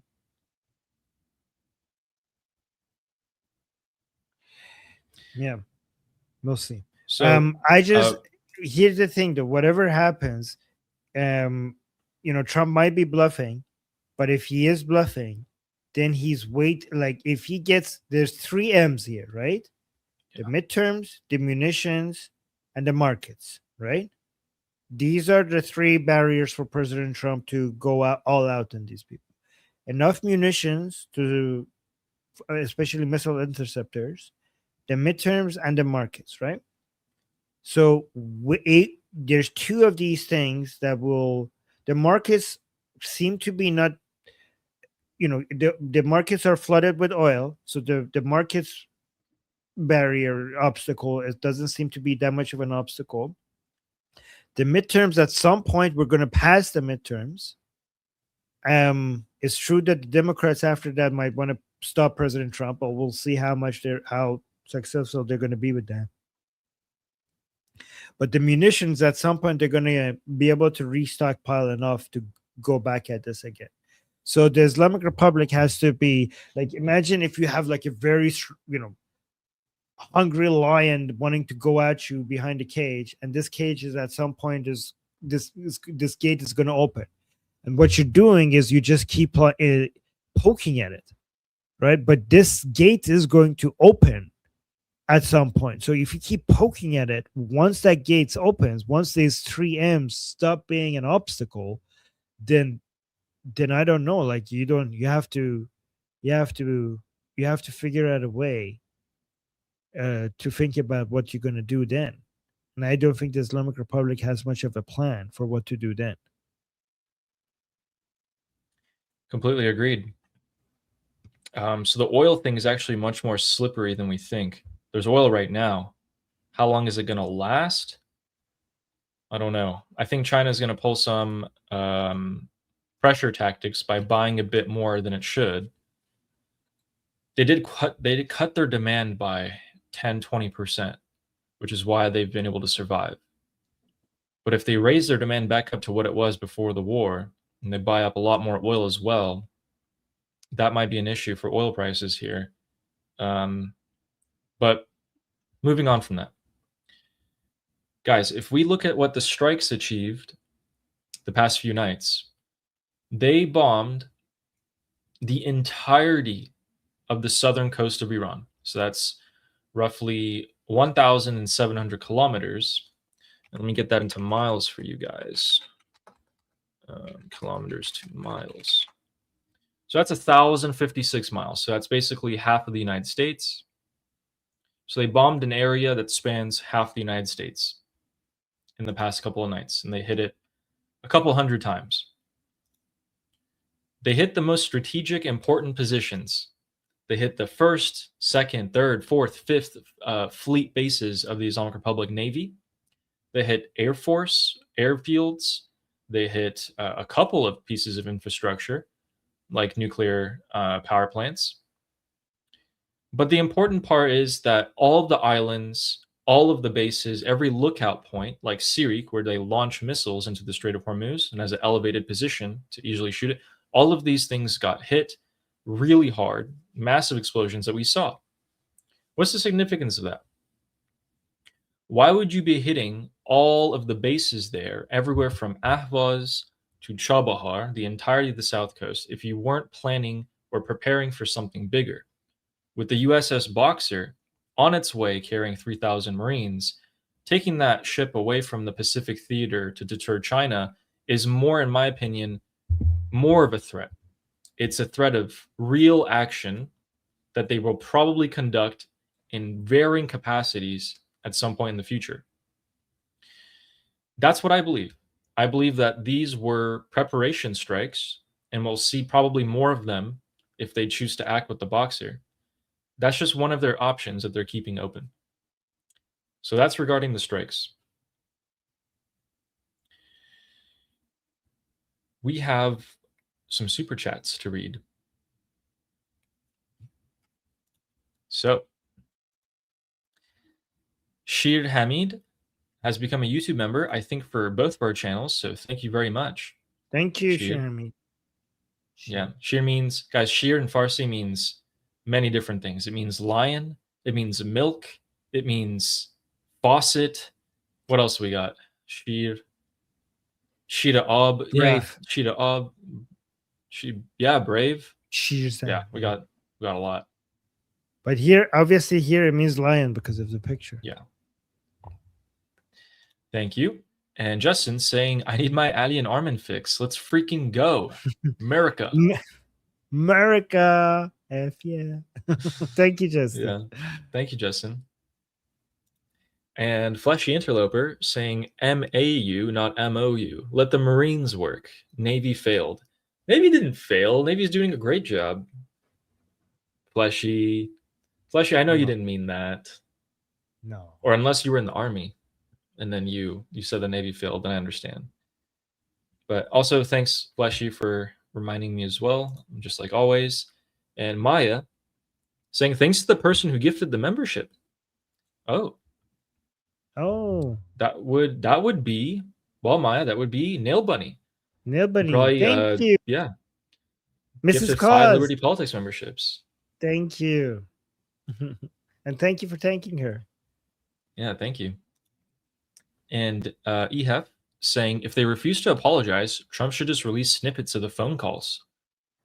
Yeah. Yeah. I hope they recorded all of those humiliating negotiations begging Trump for a deal or for an MOU. Yeah, they should just release them. Yeah. I've always wondered why we don't see more leaks between politicians, but I mean, I know that must be the highest of taboos, so in the politics world.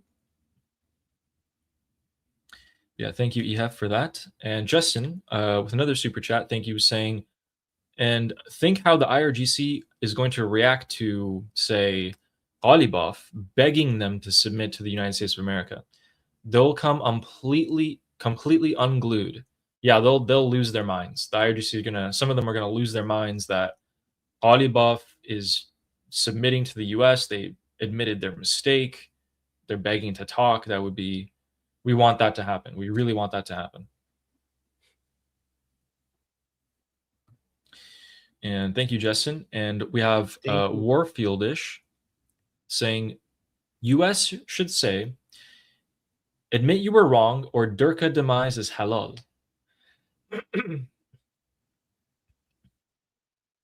Yeah. Halal for sure. It's been halal for, a few months apparently. No other US president was willing to do it. Yeah. Absolutely, Warfield. Thank you. Thank you. And Fleshy Interloper saying they take Vance's silly deal and North Korea up. North Korea up.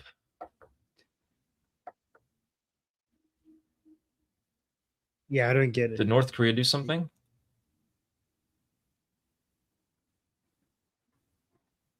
Oh, wait. Whoa. So, yeah, no, I get it. I think I get it. So, I don't know if this is what you're saying, but I'm going to make it this, okay?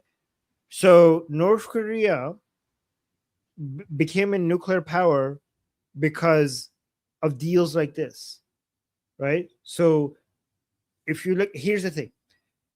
Iraq almost became a nuclear powered country, nuclear weapon country. The reason why it's not because of military operations by Israel. Syria almost became a nuclear weapon country. The reason why it didn't become one is because of military operations by Israel. So you can see military operations stopped Iraq and Syria from having nuclear weapons. Israel was not involved with North Korea. The rest of the world tried to stop North Korea from having nuclear weapons by deals and negotiations. And now North Korea is a nuclear weapon country. So Vance is going the route that has proven to fail. They try to stop North Korea from having nuclear weapons with deals and negotiations. And now North Korea cannot be dealt with anymore because they have nuclear weapons. But Syria and Iraq were stopped from having nuclear weapons because Israel did what was necessary. And they bombed it. They bombed them until they couldn't have any nuclear weapons anymore. That's how you deal with them. So Vance is going the North Korea route, which has already failed. Yeah, I think that was under Bill Clinton. But Israel has an amazing track record. And good point, Fleshy, who also said, now I'm sulking because the super chat counter was late. I'm sorry. Oh, I forgot. See, don't forget. I know. And I'm never late all the time. I should have known better. Yes. Thank you, Fleshy, for reminding him. Yeah, thank you, Fleshy. We'll read this super chat, and I have a bit of a breaking news for you guys. That's not really anything too significant, but hey, the Wall Street Journal is not that significant. Justin is saying, by the way, $100 million for a U.S. president is actually pretty low. Kind of shows how broke the Islamic Republic is. Oh, he's talking about the bounty that the regime supporters put. I mean, so far, so many people were trying to do it for free. So I would say, like, there are enough professionals that this is a big money for them. Yeah, that would be enough. That would be enough for them. unfortunately, or even in whole organization to take it up. That would be a big, thanks, Justin. that would be a big payday for them. Yeah. And Fleshy Interloper is saying still sulking. Well, no. How can I make it right? Don't forget next time. Okay. True. Fleshy, let me know. Sorry, Fleshy. Yeah, sorry, Fleshy. And Don B saying, per reports, they have till Saturday and only Saturday to renounce the attacks on the ship, so to apologize. The Islamic Republic has until tomorrow to apologize, or boom booms. That's what I was hoping for. I was saying I hope they give them a time, like, hey, apologize, or we're I don't see them doing it. I don't see them doing it. Do you see them doing it? Maybe they get Pezeshkian to go out there. I would say it's probably a low chance, but I mean that's just the get right way to do it. Just get Pezeshkian to do it, and just basically, yes. If I was me, I would. True. Yeah. They're gonna throw everything. They're gonna throw if they have to talk about nuclear, they're gonna throw that on Pezeshkian anyway. That's why he's still around. And then President Trump could say, like, oh, look, the president of the country came and apologized. And then the pro-regime people could just get angry with Pezeshkian. They're like, oh, no, you embarrassed us on an international stage. Get him. Yeah, get him. Yeah. That would be a good way, actually, yeah. Yeah. Which also means that Trump is, still helping out Ghalibaf to an extent. Yeah, good update, Don. I hope that's true. And until tomorrow, that'd be great. And Sarah Ocean, thank you for the super chat, saying this is that. I can't talk. This assassination plot was a well-known plan, or else Mossad agents would be exposed if this was in a small meeting. That's too risky to tell Trump. So she's saying that there was probably a lot of people in on it, because if there's only a few, then it's easy to single out who's the spy. That's a good point. Or it could be leaked to the Mossad. Could be leaked intentionally to a broad amount of people, because you want it to get out. Maybe Ghalibaf wanted it to get out. Who knows? We're not really sure. Well, I don't know, because no. Here's the thing, though. Even if it's in a small meeting, when you make moves to do it, then you have to tell more people. Like, how are you gonna? Then there's a chain. Like for example, you're not gonna get Ghalibaf to directly contact the drug cartel. Like, it's not Ghalibaf figuring out, like, okay, how do I hire directly somebody within the Mexican drug cartel? Like, you need other people to do it, right? Like, I'm pretty sure he doesn't even know how to install an app on his phone. Like, these people have to talk to other people to get these things done. So even if the plan is in a small meeting, eventually you need other people to operationally, if you want it to get done, you need to tell it to more people. Yeah, but there's also a chain of command. It should be, if you're a good organized leader, it should be easy for you to track down but as soon as the number of people involved gets above 5, then you're not going to be able to know who it was. And I'm pretty sure this has to be an operation like this has to get to at least, I don't know, 10 people at least. Oh yeah. So how are you gonna? Yeah. Could be messy. You're right. It's a good point, Sarah. Thank you. And Justin, what? Sarah is saying maybe the cartel has a Mossad agent. Surprise! Like, oh, guys, we made it so unleakable.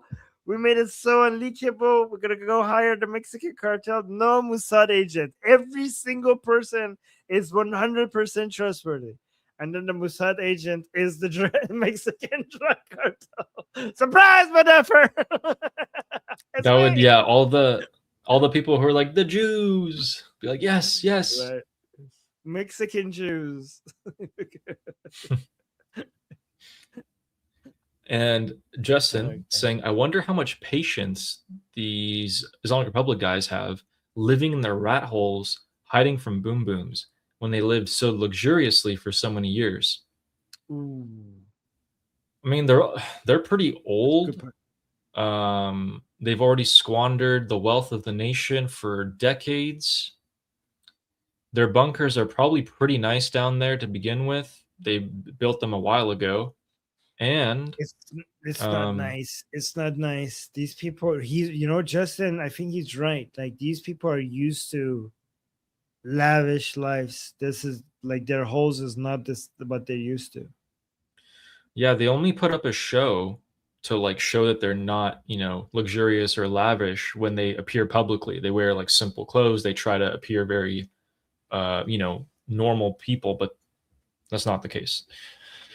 That's not the case at all. I sure hope so, Justin. It would bring me a lot of comfort knowing that these guys are completely uncomfortable and getting no sleep.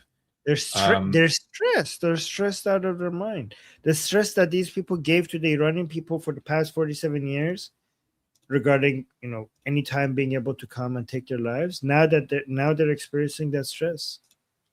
Yeah, so no amount of stress on these guys would ever be enough, but it makes me happy. And I think Adolf's on something. I think he's taken something. He looks a little dopey for the past month. Maybe. Thank you, Justin, for the comforting thought. And Fleshy Interloper saying UAE can kill speedboats without silly rules of engagement. Can they? I mean, they don't have rules of engagement, but they don't have the military capability. Do they have military capability to take out the speedboats? I don't know. I don't know. I actually don't know about the offensive capabilities of the UAE much more than they have some like older-ish, fighter jets that they used during the war. Yeah, you know what, Fleshy? I'm going to go look into that. I hope they don't have any landing craft, though, because I don't want them to take the islands that is owned by Iran. Here, I could look into it very fast, actually. Okay. Thank you, Fleshy. We'll come back to that in just a second. George Hansen is saying, so I was correct. Okay, let's see what you're correct about. You just got to connect all the dots. It's game theory at a very high level. Totally unpredictable unless you know, and then you know. Well, George, that was a little vague. What were you right about? Was it the Turkey, UAE, US? I think he's talking about it. Yes, the F-35s. Okay, gotcha. Okay, yeah. So the US gets. Oh, he was Turkey. Oh, yeah. I think George was defending President Trump, saying that he's not going to give them F-35, that this is just a game that he's playing with them, that the Turkey is not going to get any F-35s. Okay, yes. Gotcha. Pull Turkey away from Russia, get another ally, but then also hopefully give Israel better tech so they maintain a competitive edge. All right. We should invite George up here. Thank you for the super chat, by the way. And Arakson UK is saying Israeli F-35I is actually more advanced than the US one. That is not true. That is just a false statement. It's actually not, and the Israelis themselves have acknowledged that. So, yeah. But it's not far behind. I mean, it's actually really, really close. I mean, the Israelis have made some modifications to it, I think. Oh, that's great. Okay, so let me see. Regarding the previous super chat, the UAE possesses sovereign legal authority and national command structure to immediately eliminate hostile speedboats without navigating international legal red tape, because regional security directly impacts their domestic survival. Their rules of engagement. Oh, okay. So the UAE doesn't have the red tape that the United States has, because this is a threat to their security, national security. United States is all over there, so they have less restrictions on what they can do. Okay, I hope that doesn't mean they can just take the islands and hold them. No, I'm not talking about the islands. I'm talking about the speedboats. Like, when it comes to USA, they can't say this is a threat to this is a direct threat to the immediate threat to our national security, right? But the UAE can. So they're like, they could take the speedboats without much less red tape. I see. Okay, that makes sense. but do they have the military capability? That's what I want to know. Do they have the military capability to take out the speedboats? And also, with Any regards to the knowers? F-35, I mean, Mhm. I'm checking that out right now. When it comes to the F-35s, okay, hold on. Yeah, I just know that the Israelis did modify it, but that's for their own, like their own Bring back the particular. super chat with the F-35 because I need to This one. switch there. Okay, thank you. Okay, I'll get you the Yeah, answer. so I think overall the F-35 that the U.S. has is overall better, but it seems like the Israelis did modify it so that in specific things, the F-35I of Israel might be slightly better. Okay, so with the UAE is armed with automated naval cannons, high-speed patrol fleets, and attack helicopters designed specifically to obliterate hostile speedboats. So they do have that. When it comes to the F-35s, custom software overrides independent electronic warfare systems and domestic weapon integration make the Israeli F-35I, is that how you say it, operationally superior for regional combat over the standard US model. Wow. Okay. So the Israeli F-35I is considered more advanced than the standard US version because Israel is uniquely permitted to integrate its own sovereign electronic warfare systems, custom software packages, and domestic weaponry. This gives the jet unmatched local autonomy and specialized jamming capabilities that standard global variants lack. It did say regional operations. Yeah. So United States have allowed the Israelis to modify it in a way that they don't allow other people to do.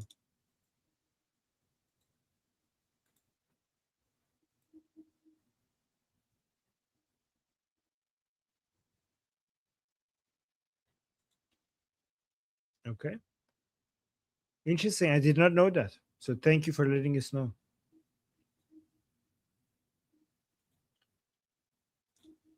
Okay. Okay. I'm still unconvinced, but let's do it. All right. Okay. Thank you, Erickson. And Justin, with the, I think any talks now are going straight to being about nuclear. Trump's lost patience to waste any more time with the other nuances. It looks like that's true. Baghai came out today and said specifically that we're not talking about the nuclear as long as the U.S. is doing this.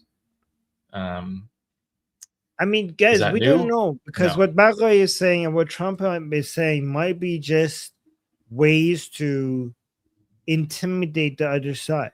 So President Trump saying talks are over, ceasefire is over, might be an intimidation tactic. It might be, it might not be. But the only way to judge what's going to happen is to actually see what's going to happen.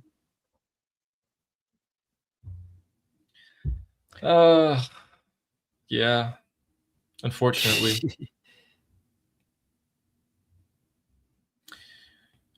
Thank you, Justin. And Fleshy Interloper saying goats without a goat herd. Oh man, I was thinking something else. Yeah, absolutely, Fleshy. Yes, they do like their goats.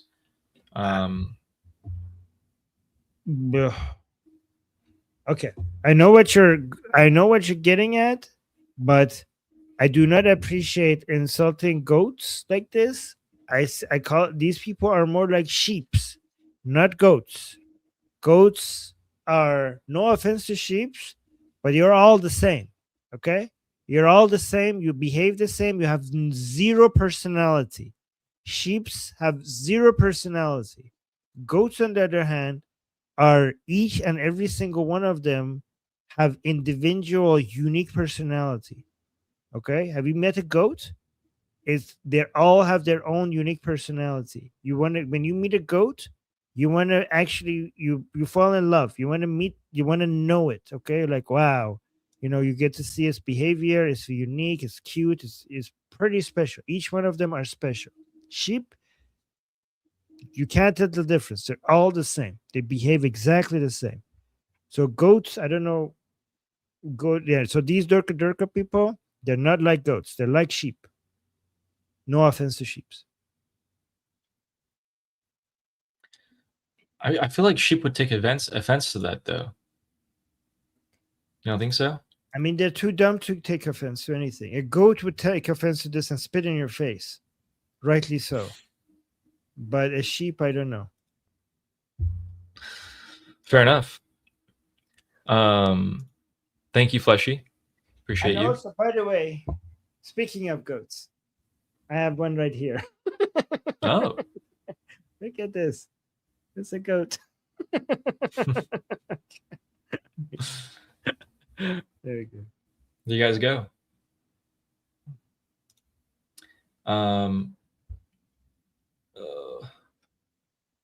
Sorry. Okay. There we go. Thank you, Fleshy, again. And Sarah Ocean saying, "Sweet Ali, can you record a little Santur song to play at the intro of Alligrams? P.S. You two are the best combo since ham and pineapple. Love you both." Oh. Ooh. To record it for the beginning? I don't know, but I'll play for you guys at some point. I'll do that. I promise. Oh yeah. Have you ever played Santur on your stream? You should. Guys, Ali is an expert Santur player. Can you do that for us? Okay, yeah. Thank you. Yes. I just have to figure out how I can get it like behind my desk. He doesn't just play, he's like expert level. My dad's expert level. So in the Mihmunis, in the like Persian parties, usually I play first because I want to go first, and then my dad plays, and he sounds, way better because he's played for much longer, and he's just straight up better. And I don't want to have the embarrassment of going afterwards, so I always go first. But yeah, thank you, Sarah. Okay, I'll play. Let me just figure out how to like fit it here. Yeah, we need to see. You need to do it so a way we can see it. Okay. Yeah. Okay. Good suggestion, Sarah. I like it. Yeah. Thank you, Sarah. Thank you. And Elspeth, who's always very kind, says, "Wonderful analysis, gentlemen. This is my must-watch daily channel." Oh, wow. Thank you so much. And big very compliment. Generous super chat. Thank you so much. That's very sweet. Thank you so much. And beautiful compliment as well. Yes. Thank you. And Fleshy Interloper saying, "Parliamentary Assassination Planning Committee." Yep, that's Sabati. That's just been the Islamic Republic. They've been shouting in their parliament sessions "Death to America" for ever. Guys, do we have any other country that has that? Not even North Korea. That they have like a committee like that passes a law for assassination in their parliament of a president for a sitting president of another country. Nope.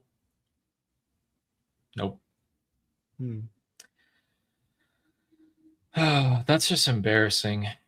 What happened to our country? How'd they actually take us back 1400 years? That is so difficult to do. And they did it. It's just so sad. All right. Well, again, thank you so much, Fleshy. I think I lost Fleshy as my supporter. But I have the late counters. Fleshy, come back. I'm sorry. And Joanne, who gifted me 1 membership, thank you so much. Whoever got it, speak up. Joanne comes to the Persian channel almost every day and gifts, when we go live on the Persian channel for our audience in Iran, she comes over there and she gives membership gifts to the people in the chat. And I was like, guys, this is Joanne from Australia supporting us.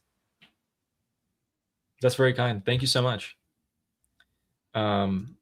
And Fizz Endricist is saying, "What reaction do you anticipate from Vahidi in the hardliner base to Jalili's alignment with Ghalibaf?" Okay, so the general weight that Jalili pulls, can you give us an idea of how to measure that? Okay, much less than people thought, though. So, what reaction do you anticipate from Vahidi and the hardliner burst? So, Jalili's apparent alignment with Ghalibaf. Oh, okay. So, basically, they feel the walls closing in on them, and they feel afraid. And I think, guys, Vahidi had a huge during the funeral. There was a huge revelation that he doesn't have the upper hand, right? Because they introduced him as Janishine Farmandeye Sepah, which means that the interim kind of means like the interim head of IRGC. So it was confirmed that he is not officially the head of IRGC. So that means that he's not that powerful. He's not that big of a deal. And with that announcement, they basically brought his position. They kind of confirmed to everybody that he's like not that big. The other hardliner bears Jalil is apparent element. I think everybody could see that the Ghalibaf camp is winning, and either you get with it or get eliminated. Yeah, it's true. Once you get enough support, then it looks like you have all the support and you'll pull even more people. You're right. Generally not good, Fez Injustice. It's not a good thing that's happening. Them getting on the same page, not very good. Yeah, the walls are closing in on Vahidi. Ghalibaf is winning. So he either pulls some sort of, operation, or he kind of just quietly surrenders. Thank you, Physingist, who also shows up to my group discussions. Thank you. And Joanne says, for the confetti. Thank you so much. We hit the 10. There we go. Thank you very much. Even though you started late, they still helped you. See, you have such a reliable base of support from your community. Even when you started late, they still got you to your goal. Yeah. Thank you. Yes. And then in the chat he was also following up, Physingist was following up his question saying, do you see any coups happening in the IRGC ranks? Like, is that going to happen? So if Vahidi kind of silently keeps losing power, there's no need. He'll just become powerless at some point. But if he tries to pull something, then yes. So here's the thing. The people who I don't think, you know how we used to think that maybe the people who are attacking the ships are the Durka jihadi people who are moving against Ghalibaf, right? It does seem like it just doesn't make sense to give up all your leverage. Like, even if you want to be, I think Ghalibaf is becoming more successful in getting everybody on the same page, unfortunately. But the reason why you still see attacks in the Strait of Hormuz and a lot of defiance against President Trump is because even Ghalibaf can see that we can't just give everything up. Like, we will be like sitting ducks. There needs to be some pushback. If we give up everything, like the Strait of Hormuz, Hezbollah, and the enriched uranium, then like we're sitting ducks over here, right? Yeah, then it's just bye-bye. It's like you're done. Bye-bye, yeah. Yeah, this is not a hardliner position. This is not like an insane, really, position. This makes everybody is doing the right thing for their survival, I think. Right? So you're suggesting that it's in Ghalibaf's interest to keep some of those IRGC hardliners there and claim that he can't control them. Yes. But yes, exactly. Yeah, I agree with that. Yeah. So there we go. And again, thank you, Joanne, for the confetti super chat. We have Cleary here saying, you guys have great synergy. Much appreciated. Thank you so much. Thank you. We do. Yes, we do. I agree. We do. That's why it works. Every day for 2 months. No problem so far. In fact, after the show, we're kind of like, we both started doing this recently. We're both like, hey, like what do you think we can do better?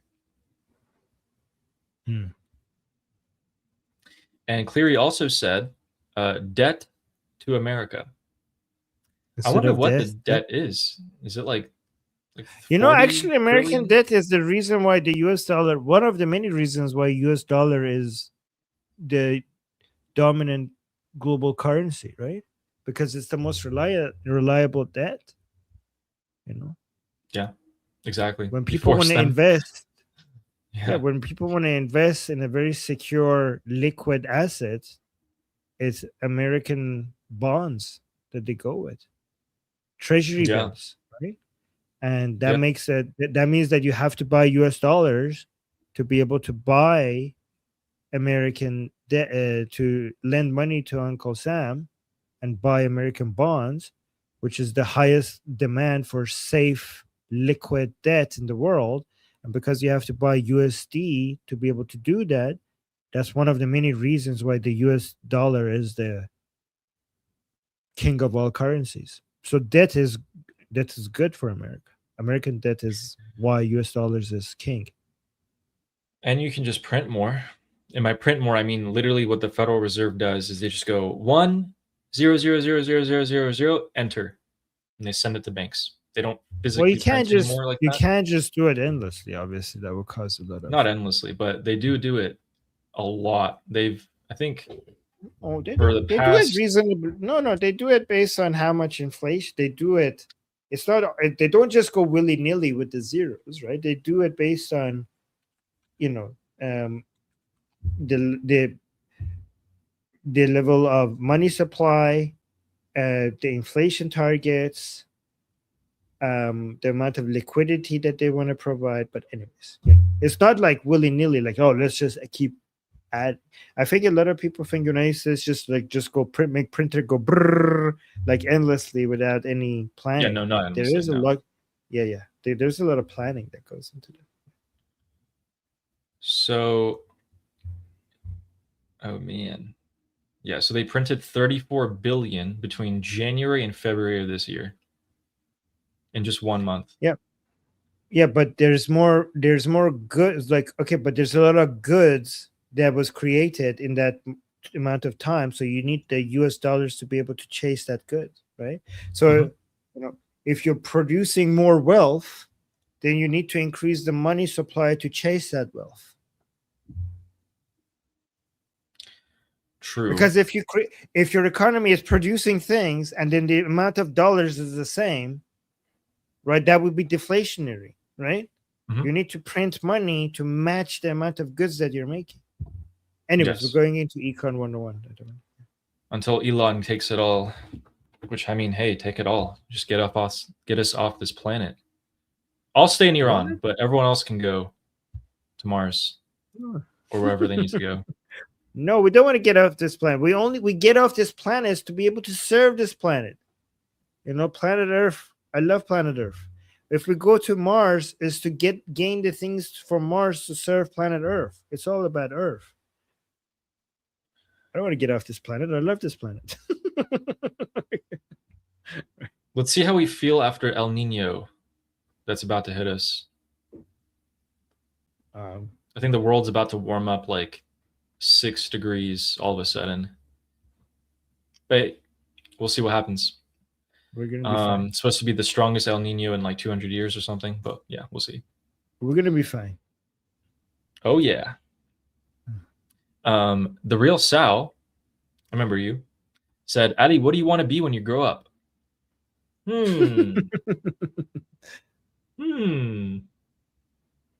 do I want to be when I grow up?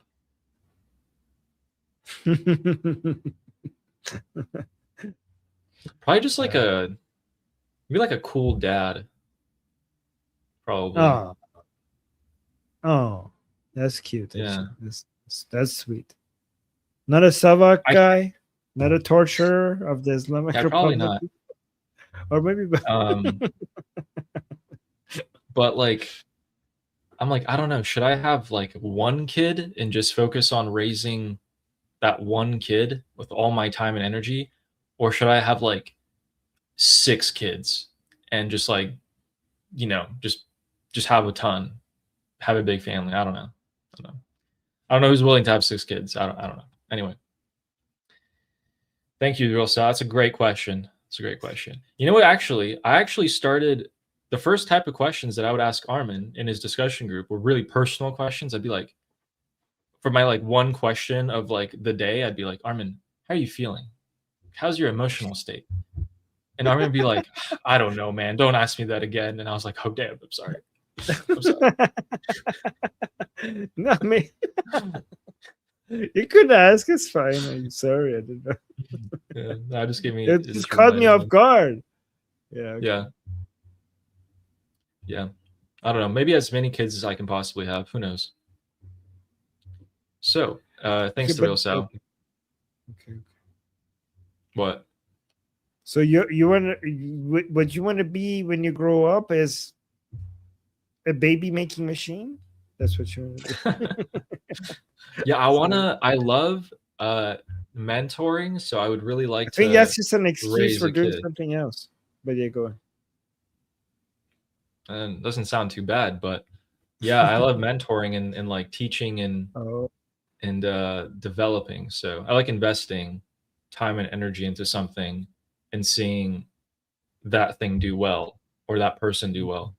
So yeah. What better to do it than okay, anyway. Thanks to Real Sal. And Omid is saying quick maths.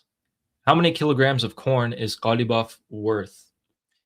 Well, Ghalibaf would just be worth how many kilograms he's weighing. Yep. If we're being generous here. It's real generous, real generous.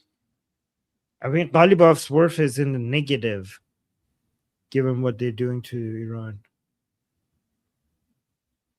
I think saying Ghalibaf is worthless is generous because of the amount of damage and harm these people do to the Islamic Republic. Something that is worthless has so much more value than these people because these people are so damaging to our economy of Iran that the value of these people is trillions of dollars in the negative.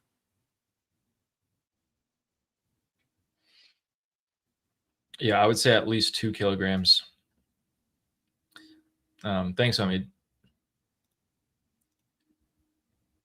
And Araxon UK says Israeli own source code as the only user outside of the US. Yeah, it seems like they're the only country allowed to actually modify it with their own code. Enhance it.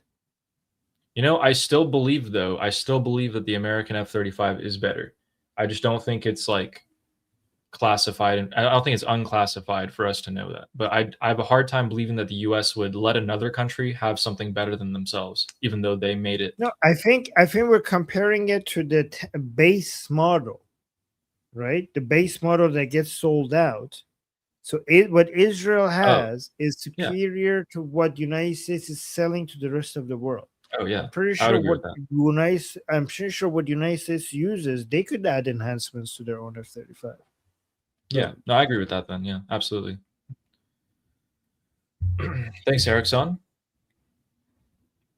And Justin saying, all I have to say to who has the best F-35 is F-47, baby.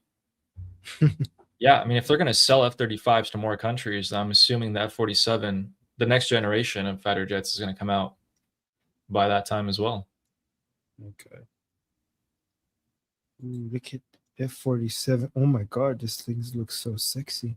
Okay. Oh, interesting. Okay. Looks like a video game plane. Oh my God, I want one. Do you want to show it? Oh my God, this is so pretty. Hold on. What is this? When is it coming out? Why is it so sexy? How much does it cost? I don't know. Imagine how fast you could get to places with that.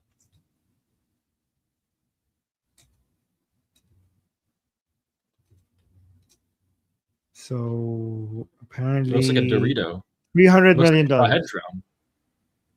Doesn't it look like a Shahid Oh drone? no, my God, no, don't say that. This looks so much sexier. Shahid is just a flying Dorito, but this You guys is don't see that? this is gonna be $300 million per aircraft. Okay, that's a little steep. So basically, 3 of them would be about billion. 3 of these would be $1 billion. Jesus.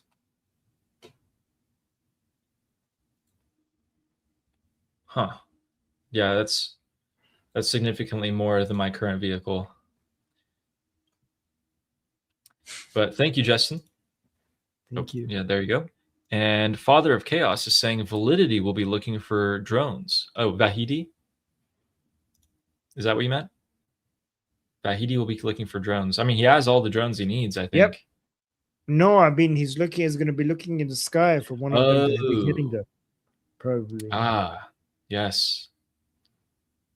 You know, maybe he fled on the back of a motorcycle from the funeral in Tehran because he saw what happened to Arachi and Pezeshkian with the crowd, and he's like, "Nope, I'm not even chancing it. I'm out." He also doesn't want to take a vehicle away from the crowd because then he might get taken out. He wants to be in the crowd but also not walk with them because he doesn't want to get attacked by them. So that's actually a smart move, right? Because if you go to the funeral away from the crowd, you might get hit by a drone.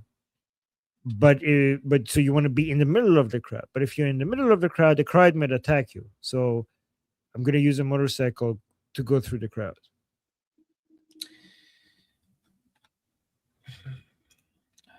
They do seem a little smart nowadays, yeah. It shouldn't be that hard. I mean, anyway, thanks, Father of Chaos, and I hope so. And Nail Bunny, who gifted another 5 Yay. Liberty Politics memberships. Thank you. Thank you very much. Always look at this. She's always so supportive. This Very is the kind. second time she supported. Thank you, Nail Bunny. Mrs. Claus. Sorry, Mrs. Claus. Thank you, Nail Bunny. Yeah. And guys, please remember to subscribe to both of our channels. So Adi Samani and Liberty Politics. Much appreciated. Thank you very much. Thank you. And the next super chat is I haven't seen this username. Aryan of Persia.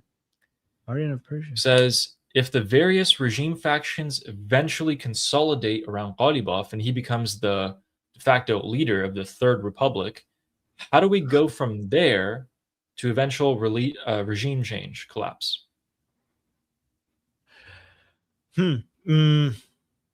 Depends on whether Ghalibaf is successful in rebranding, the skin shedding process is successful or not, right? So if there's 2 things that could happen.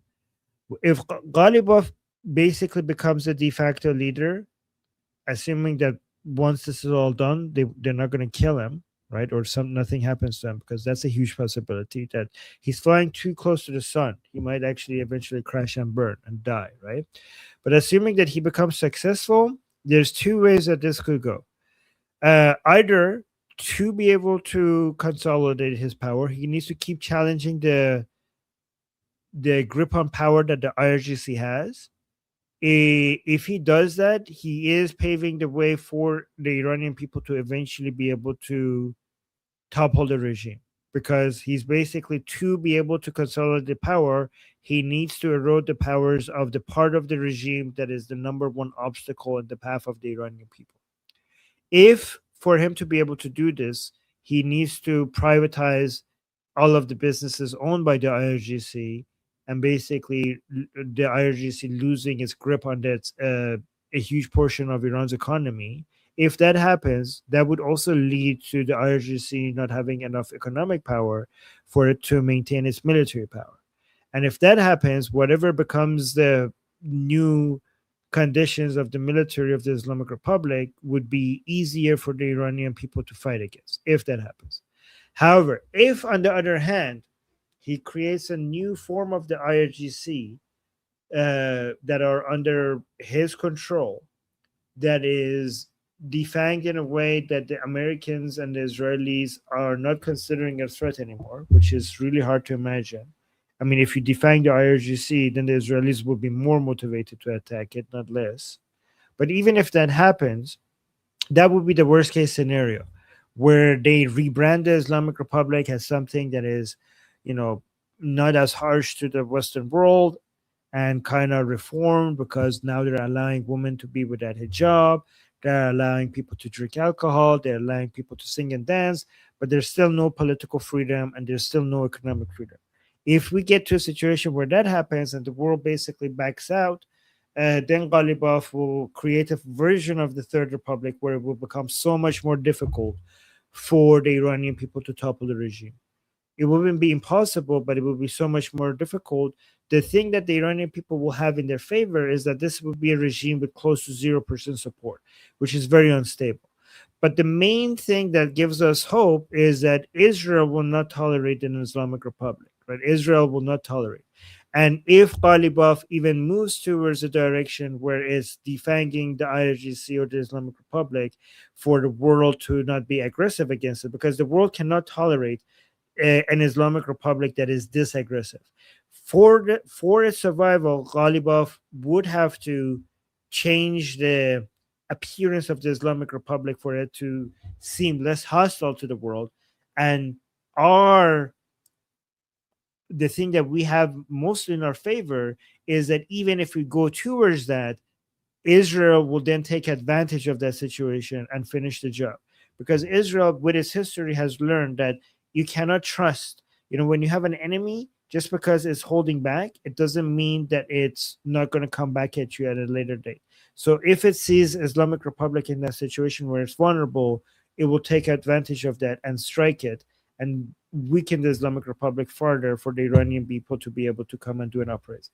So the one major ally the Iranian people have that will always be there would be Israel. And Israel is not going to, just like the Iranian people, Israel is not going to give up on hitting the Islamic Republic until it's over. So this is why the bridge that we have built between the Iranian people and the Israelis are very important. Because as Israelis are as determined as the Iranian people to finish the job with the Islamic Republic, but our relationship makes us more aligned.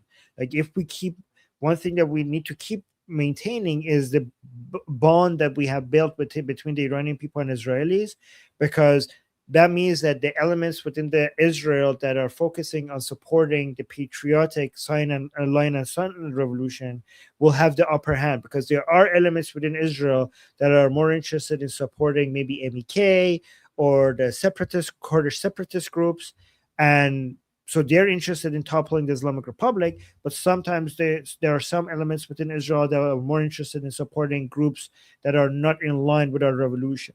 So the Iranian people supporting Israel and the Israeli people supporting the Iranian people will mean that within Israel, the movement that would have the upper hand when it comes to toppling the Islamic Republic will be the political movement that is in support of the Iranian patriots, not the MEK, not the separatists.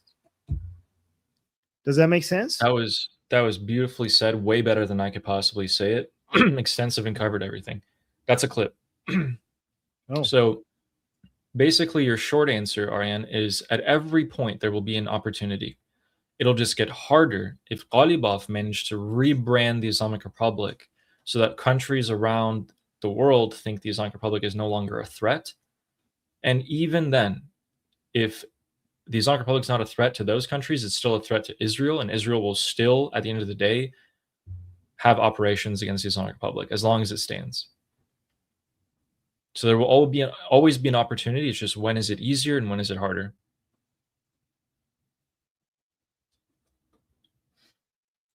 And thank you for that question. That's a great question.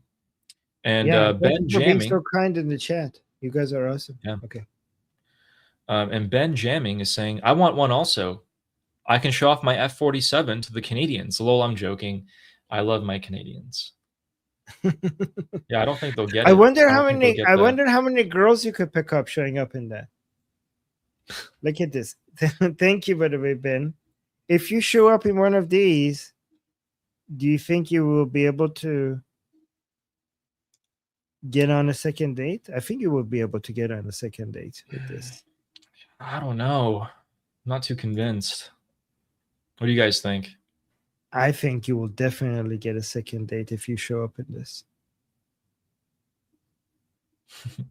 Steve is saying it has 2 seats, right? Yes.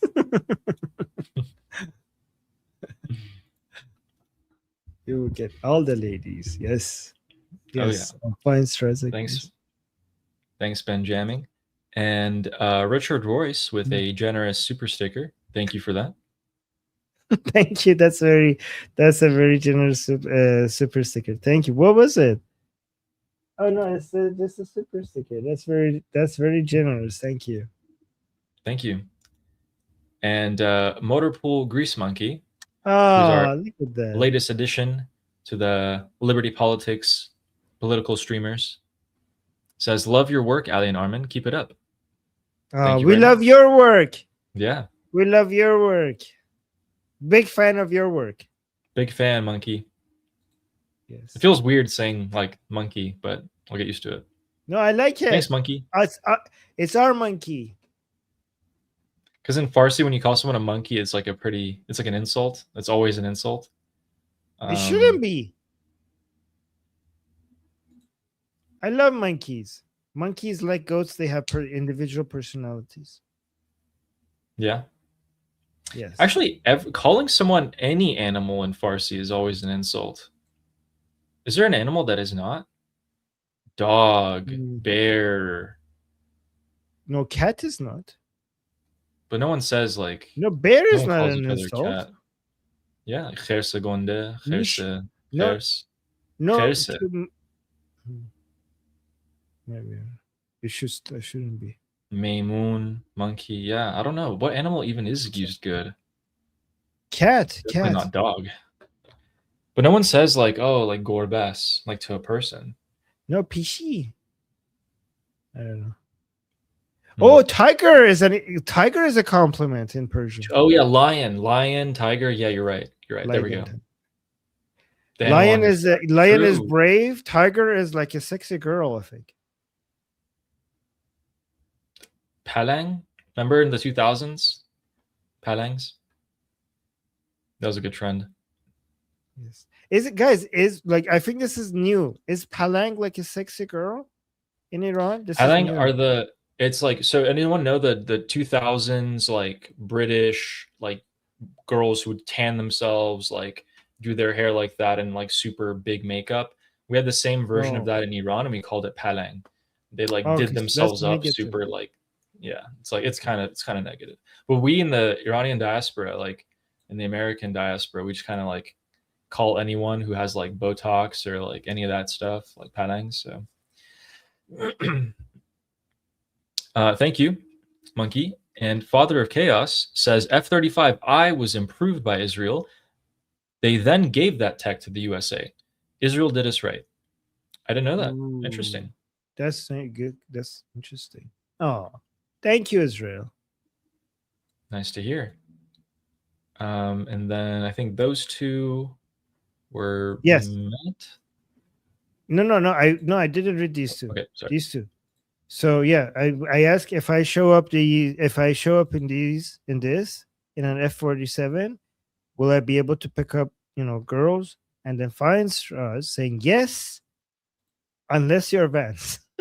So I just wanted to, I don't know. She cracks me up. Have you seen that interview with Vance and his wife? Them talking to each other. It seems so unnatural and forced. I don't even want to get into their dynamic. I know why. Look like husband and wife. I know why.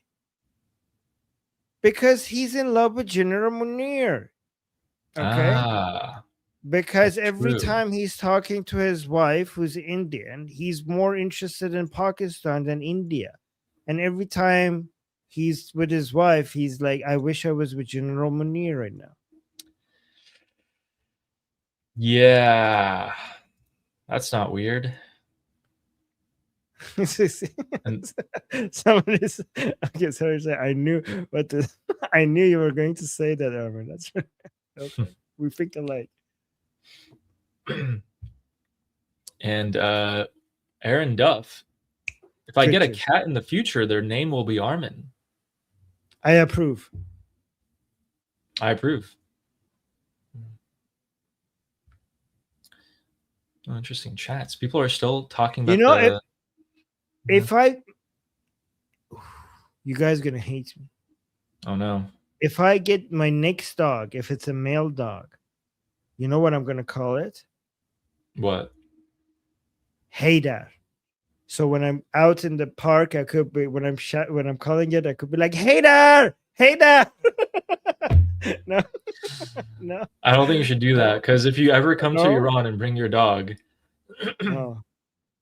you know, Haydar, Haydar. don't. Yeah, No. they're gonna hurt you. They're gonna do you wrong. Someone who's fought for them for years, they're gonna, yeah. Oh my god. You know, guys, go to Starbucks and put on your name as Haydar. Get your barista to shout Haydar, Haydar, Haydar, Haydar. No. Hodor. Oh my god. Hodor. Okay. Yeah, since we went kind of over, there was some other updates, but they're not really big, so I'll probably just give them to you guys tomorrow. And yeah, let's look forward to the Islamic Republic coming out and apologizing, and let's look forward to some more strikes. Anything that signals that we're going towards a maximum pressure policy against them. Guys, look at this. The monkey. They should also force them to say we're opening the strait. So, guys, the monkey has a live stream coming up. Sweet. Yes, it's going to be communism versus democracy. It's going to go live right after our show here, me and Ellie. So the monkey, who's in the chat right now, has live streams about American politics. I'll put the link in the chat. Go watch it. It's going to start pretty soon. Wait. Yeah, guys. It should have already started. Yes. So yeah, I think he's going to start right after Ali and I. So go and support him over there. And I put the link in the chat. Also go support Ali's channel.